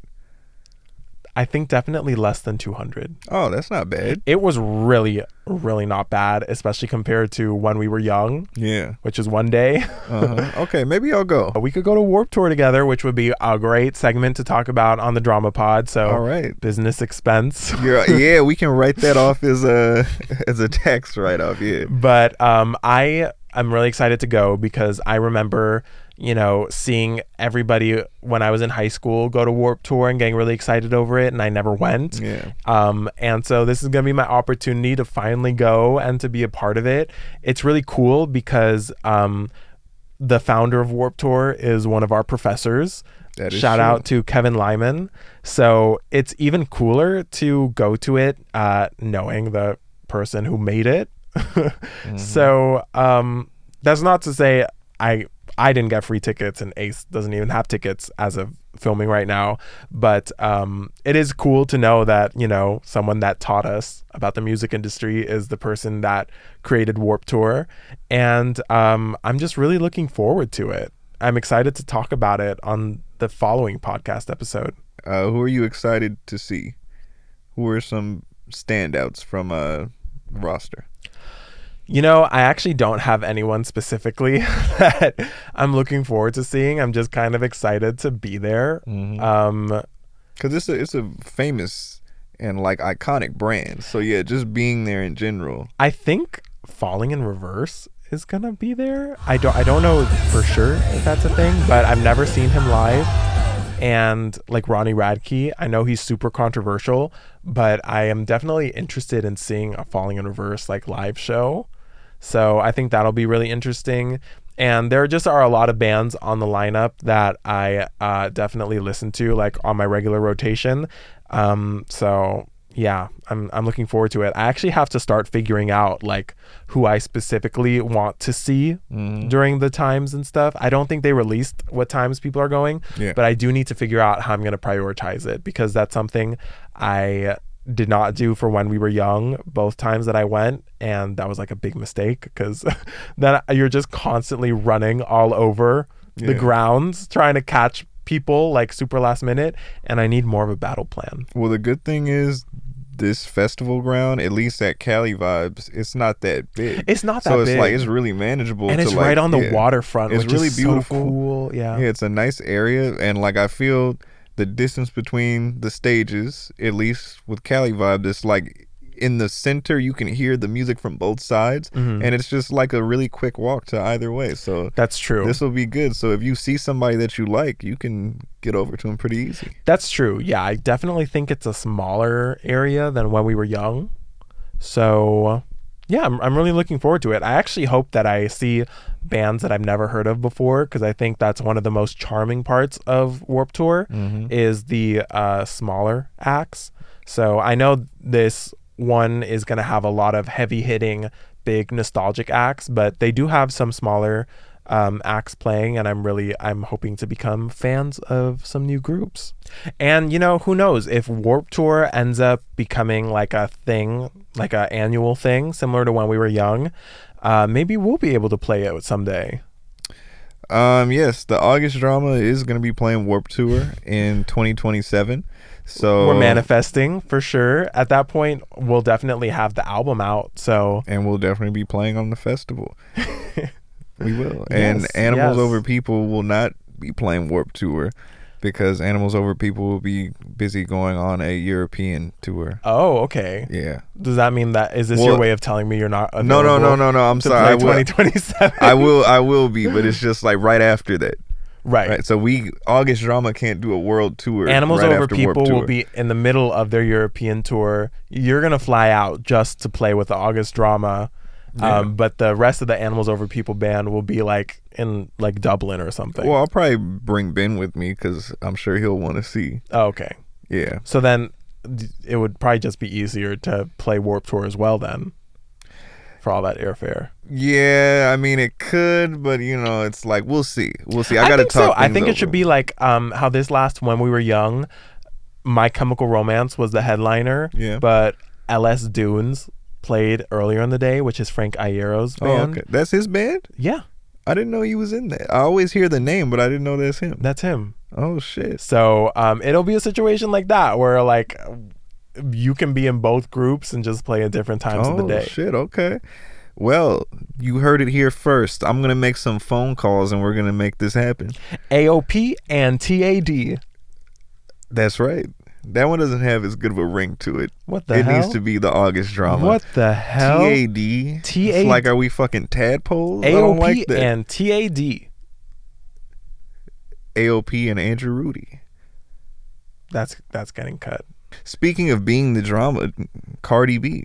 Am I the drama? Yes. That's I don't want to talk about that. Actually, let's talk about that, because what the why is she gonna put WAP and Up on the album? And it's like, I get it, you know, because I've done that. I've put out a project that was a collection of singles, but it's like, that's cheating, you know, to get your album to be platinum or whatever, or almost diamond, because you had this massively huge song. And well, I'll give her defense points, because I actually saw her response to this. I do think it's stupid having WAP and Up on there. She said that those singles actually don't count towards the album placement when it releases. The first week, I guess. She said they don't count. She claims the reason why she's putting WAP and Up on the album is because people have been, you know, asking her, like, people have been saying that, like, they think that those singles are on Invasion of Privacy, which is her last album, and they're not. And so she wants to give them a home, which I think is still kind of a BS kind of response, because she has other songs that, like Bongos is the most recent one that I feel like kind of was successful. And that is way more recent and could probably be on this album than the other ones. I mean, I think if she's doing it like that, and I mean, I guess we're all our own artists. I can't tell her exactly what to do, but I feel like if that was the case, then why not put them as like deluxe tracks or bonus tracks later? But then to bake them into the actual track list, it's just like, these are old ass songs. Or just let them live in the past, honestly. Like, to give them a home in this album just kind of seems ridiculous, because WAP was like, that was like what, before the pandemic? It was like pre-pandemic / the super beginning of the pandemic. Just let it live in the past. Like, it's been so long since the first album came out, which is like crazy, because I feel like she's done a really good job at staying relevant despite not having a single album to promote since then. That's true. But yeah, just let them live in the past. They're like already both so famous to that, you know, people are going to visit it. People who are not us are not buying physical releases. So there's not really anything to be mad about. It's not like, oh, that's my favorite song, but it is not on a CD, so I can't listen to it. Like, they have the single in their library. It's still gonna pop up at the top of her Spotify. Yeah, the only reason I could understand like being happy about this as a fan is like that you did really just like the songs, and you do collect vinyl or CDs, and you listen to those vinyls and CDs, and that's cool. You want it to be on there, but that is such like so the minimum of people. Like, that is not the majority of people, and like, I feel like in that case, just release all of these singles that don't have albums as like a mixtape or an EP or something, and just maybe call it Sexy Singles in Your Area. Yes. Do you want to tell the people what that is? Mine is exactly that. Yeah. After Cyberworld, I put out like a little EP called Sexy Singles in Your Area, and it was just like singles that I put out from like 2023 to 2024 that didn't have a home, and I wanted them all to like have one place. I think that's a very cute name for that like kind of concept, like for just a like thing made of singles. But Cardi's not me, so it's okay. She's not, and honestly, I don't get it, because that could have been another thing in addition to the album that she could have sold physical things for, and people like would have eaten that up. Yeah, made a bunch of money just from releasing the singles. But I think definitely that it's probably her, or it could just be the label, and they're just trying to like make it look like it's her. I think it's definitely a label thing. I think the whole reason why she hasn't come out with an album until now has to probably do with some label shenanigans. I'm sure. Yeah. So you know, I think it's cool that she's releasing this album now. I know there's been some discourse over the album cover. Some people like really don't like it. What was it? It's like her posed with a bunch of crows flying all around her. It's like a super like overcast sky. Kind of like seems a little spooky. She released an album trailer, which I love that she released a trailer for the album. That's very old school, I feel like. And the trailer was very inspired off of the movie The Crows. Oh, okay. You know, where they're like murderous crows chasing that lady. The Crows. So not like that dark movie The Crow. No, like it's called like Crows or something. Oh, shit. And it's a movie about like these crows. So wait, what was the controversy, or what were people saying about the album cover? They just don't like it. They think it looks bad. I mean, it's definitely it's a heavily photoshopped album cover. Like she was not posing with crows. Damn, she's like, you gotta commit, Cardi. People are saying like it looks very like amateur photoshopped, which I don't know how much I agree to that. I like how dramatic it is, the drama. I like how dramatic it is. I like that the album trailer that she put out references the movie with the crows in it. So I don't know. I'm enjoying the theming for it so far. I would say I'm like an enjoyer of Cardi B's music. I'm not like a mega fan, but I think she can do some really fun things, and I think she has fun with a lot of her songs. And so yeah, I'll probably be listening to it when it comes out. That's fire. I probably will not, because I know it's like 23 songs, and I didn't even know. Yeah, it's like a long album. Wow. Well, I mean, I feel like that's kind of fair for the amount of time it's taken since her last album. Yeah. So at least she's not coming out with like an 11 album kind of bullshit thing. Yeah. I mean, I probably won't listen to it. Just I feel like Cardi B does not make music that appeals to me, but I respect what she's done, because she's like really taken hip hop for females to like a new level. Nicki is gonna hate. Oh, she's gonna be pissed. Hey, it's Nicki. Minaj? No. It's the Knickerbockers. We wanted to know if when you play basketball, if your freckles wipe off when you sweat. Otherwise. Nicki Minaj, she's done a lot, but after her, you know, Cardi B picked up the torch and took it to a whole nother level. I feel like both of them together have made the most impact for female rappers. And then I think closely following their impact are like Megan Thee Stallion and Doja Cat and Doechii, now the newest one on the scene. Before that, there was oh my gosh, who was the one? Rico Nasty, Lil Kim. Before Nicki Minaj. Oh yeah, yeah. Before then, yeah. And so I feel like there's, you know, there haven't been that many, especially in hip hop, like women that have like really shifted the needle for whatever reason, because like the culture just didn't let them. But I think now in the 2010s and 2020s, that's changed a lot. Yeah, because, I love the female rapper movement. I love most of the female rappers. I prefer listening to female rap more than male rap. So I enjoy it. I enjoy all of them. I think there's a lot. I'll be honest, I don't really listen to that many, just because I feel like it's not music made for me, but I respect what they're doing, you know? So yeah. But I do feel like it's music made for me. You do? You got that WAP? I think that they all know and appreciate their gay audience, fan base. And I think they consider us when they're writing their songs. Okay. Well, shout out to them. I know Nicki for sure does. Yeah? Yeah. Okay. Nicki. Speaking of women in music, though, and album covers, people were going crazy over the Sabrina Carpenter thing. Yes. Did you see that album cover? Where she's like on the ground. Yeah. Interesting. Yeah. Personally, people were making a big deal out of that.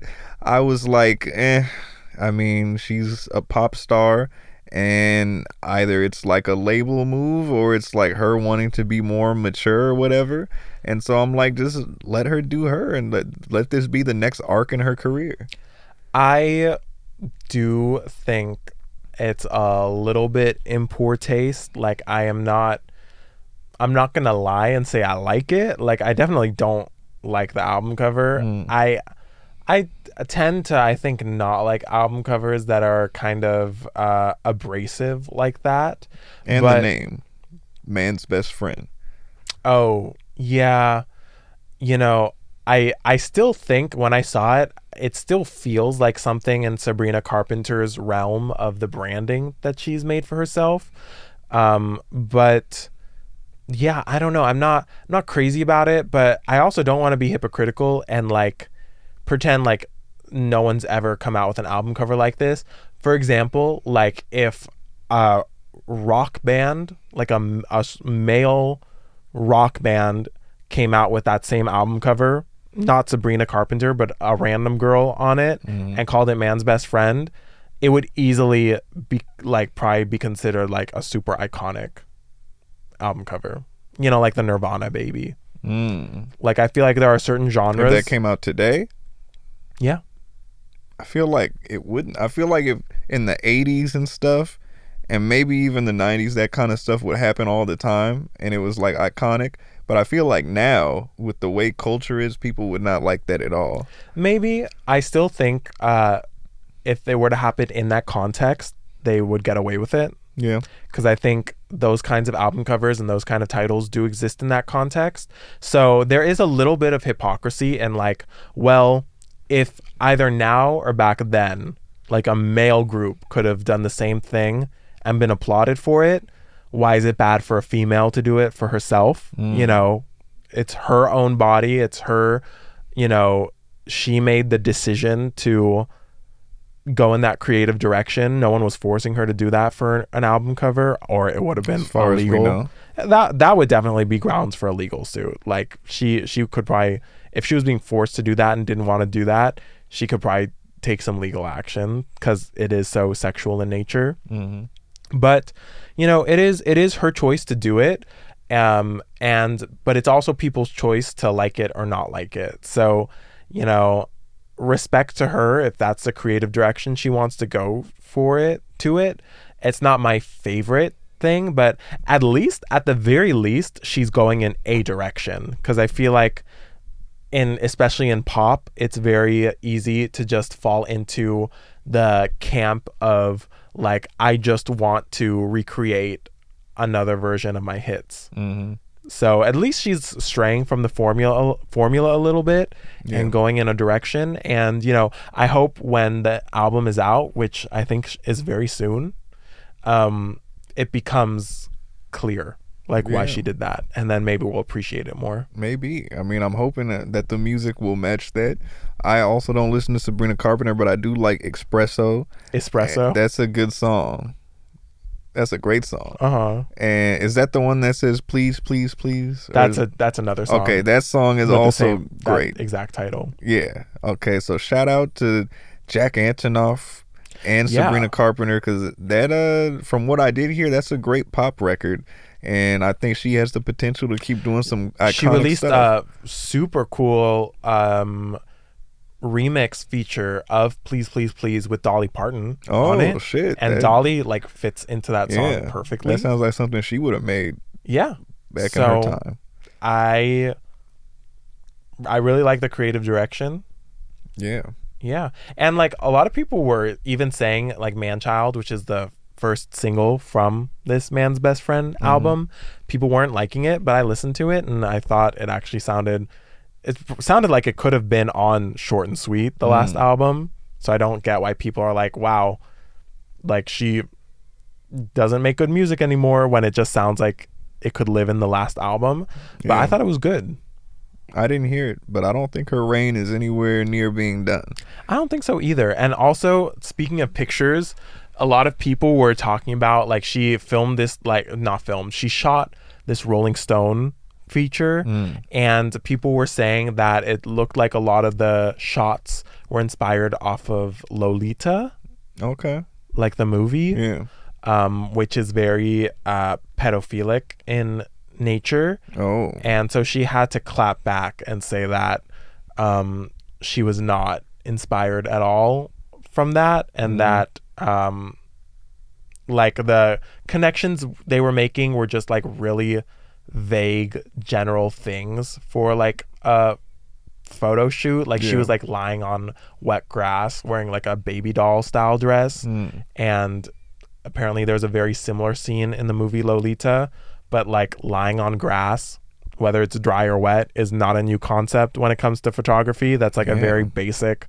There are only so many settings and so many environments you can do, and Sabrina's whole vibe is kind of like those baby doll dresses, and she has never like once tried to act like a little girl in them.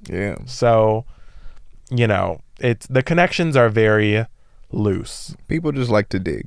They do. People like to dig and find stuff and like, make all those crazy connections, like that scene from It's Always Sunny. Have you seen that meme? No. Where Charlie's sitting in the room and he's like, okay. Oh yeah, with the strings. Yeah, with the strings. I didn't explain that very well. I think with that, I think that probably wraps up episode 2 of the Drama Pod. I think you're right. We've done a lot of yapping. Our girl Blossom was not really able to get that much shit off, but she had a good run. She had her moment in the start, for sure. Empowering women's voices. How do you go women? They deserve to shine and be represented in their full glory without the impedance of a man. Yes, I agree. Especially if your name is Sabrina Carpenter or Cardi B or insert watcher / listener. You're amazing. Hatsune Miku. We know you're watching. ChatGPT, if you identify as a female, thank you for your power. Sure. Yes. Some closing thoughts.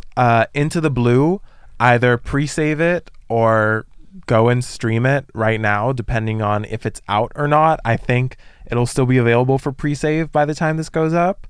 You can follow The August Drama at The August Drama on YouTube, TikTok, and Instagram.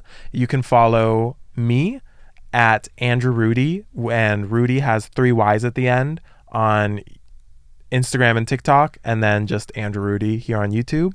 And then Ace, you can follow me at Animals Over People _ on Instagram, and just look up Animals Over People on your favorite streaming service or YouTube, whatever. Check it out. Comment what your favorite part of this podcast was and what you want to see us talk about next, and we will see you for episode 3. Stay tuned. Have a good one. Bye.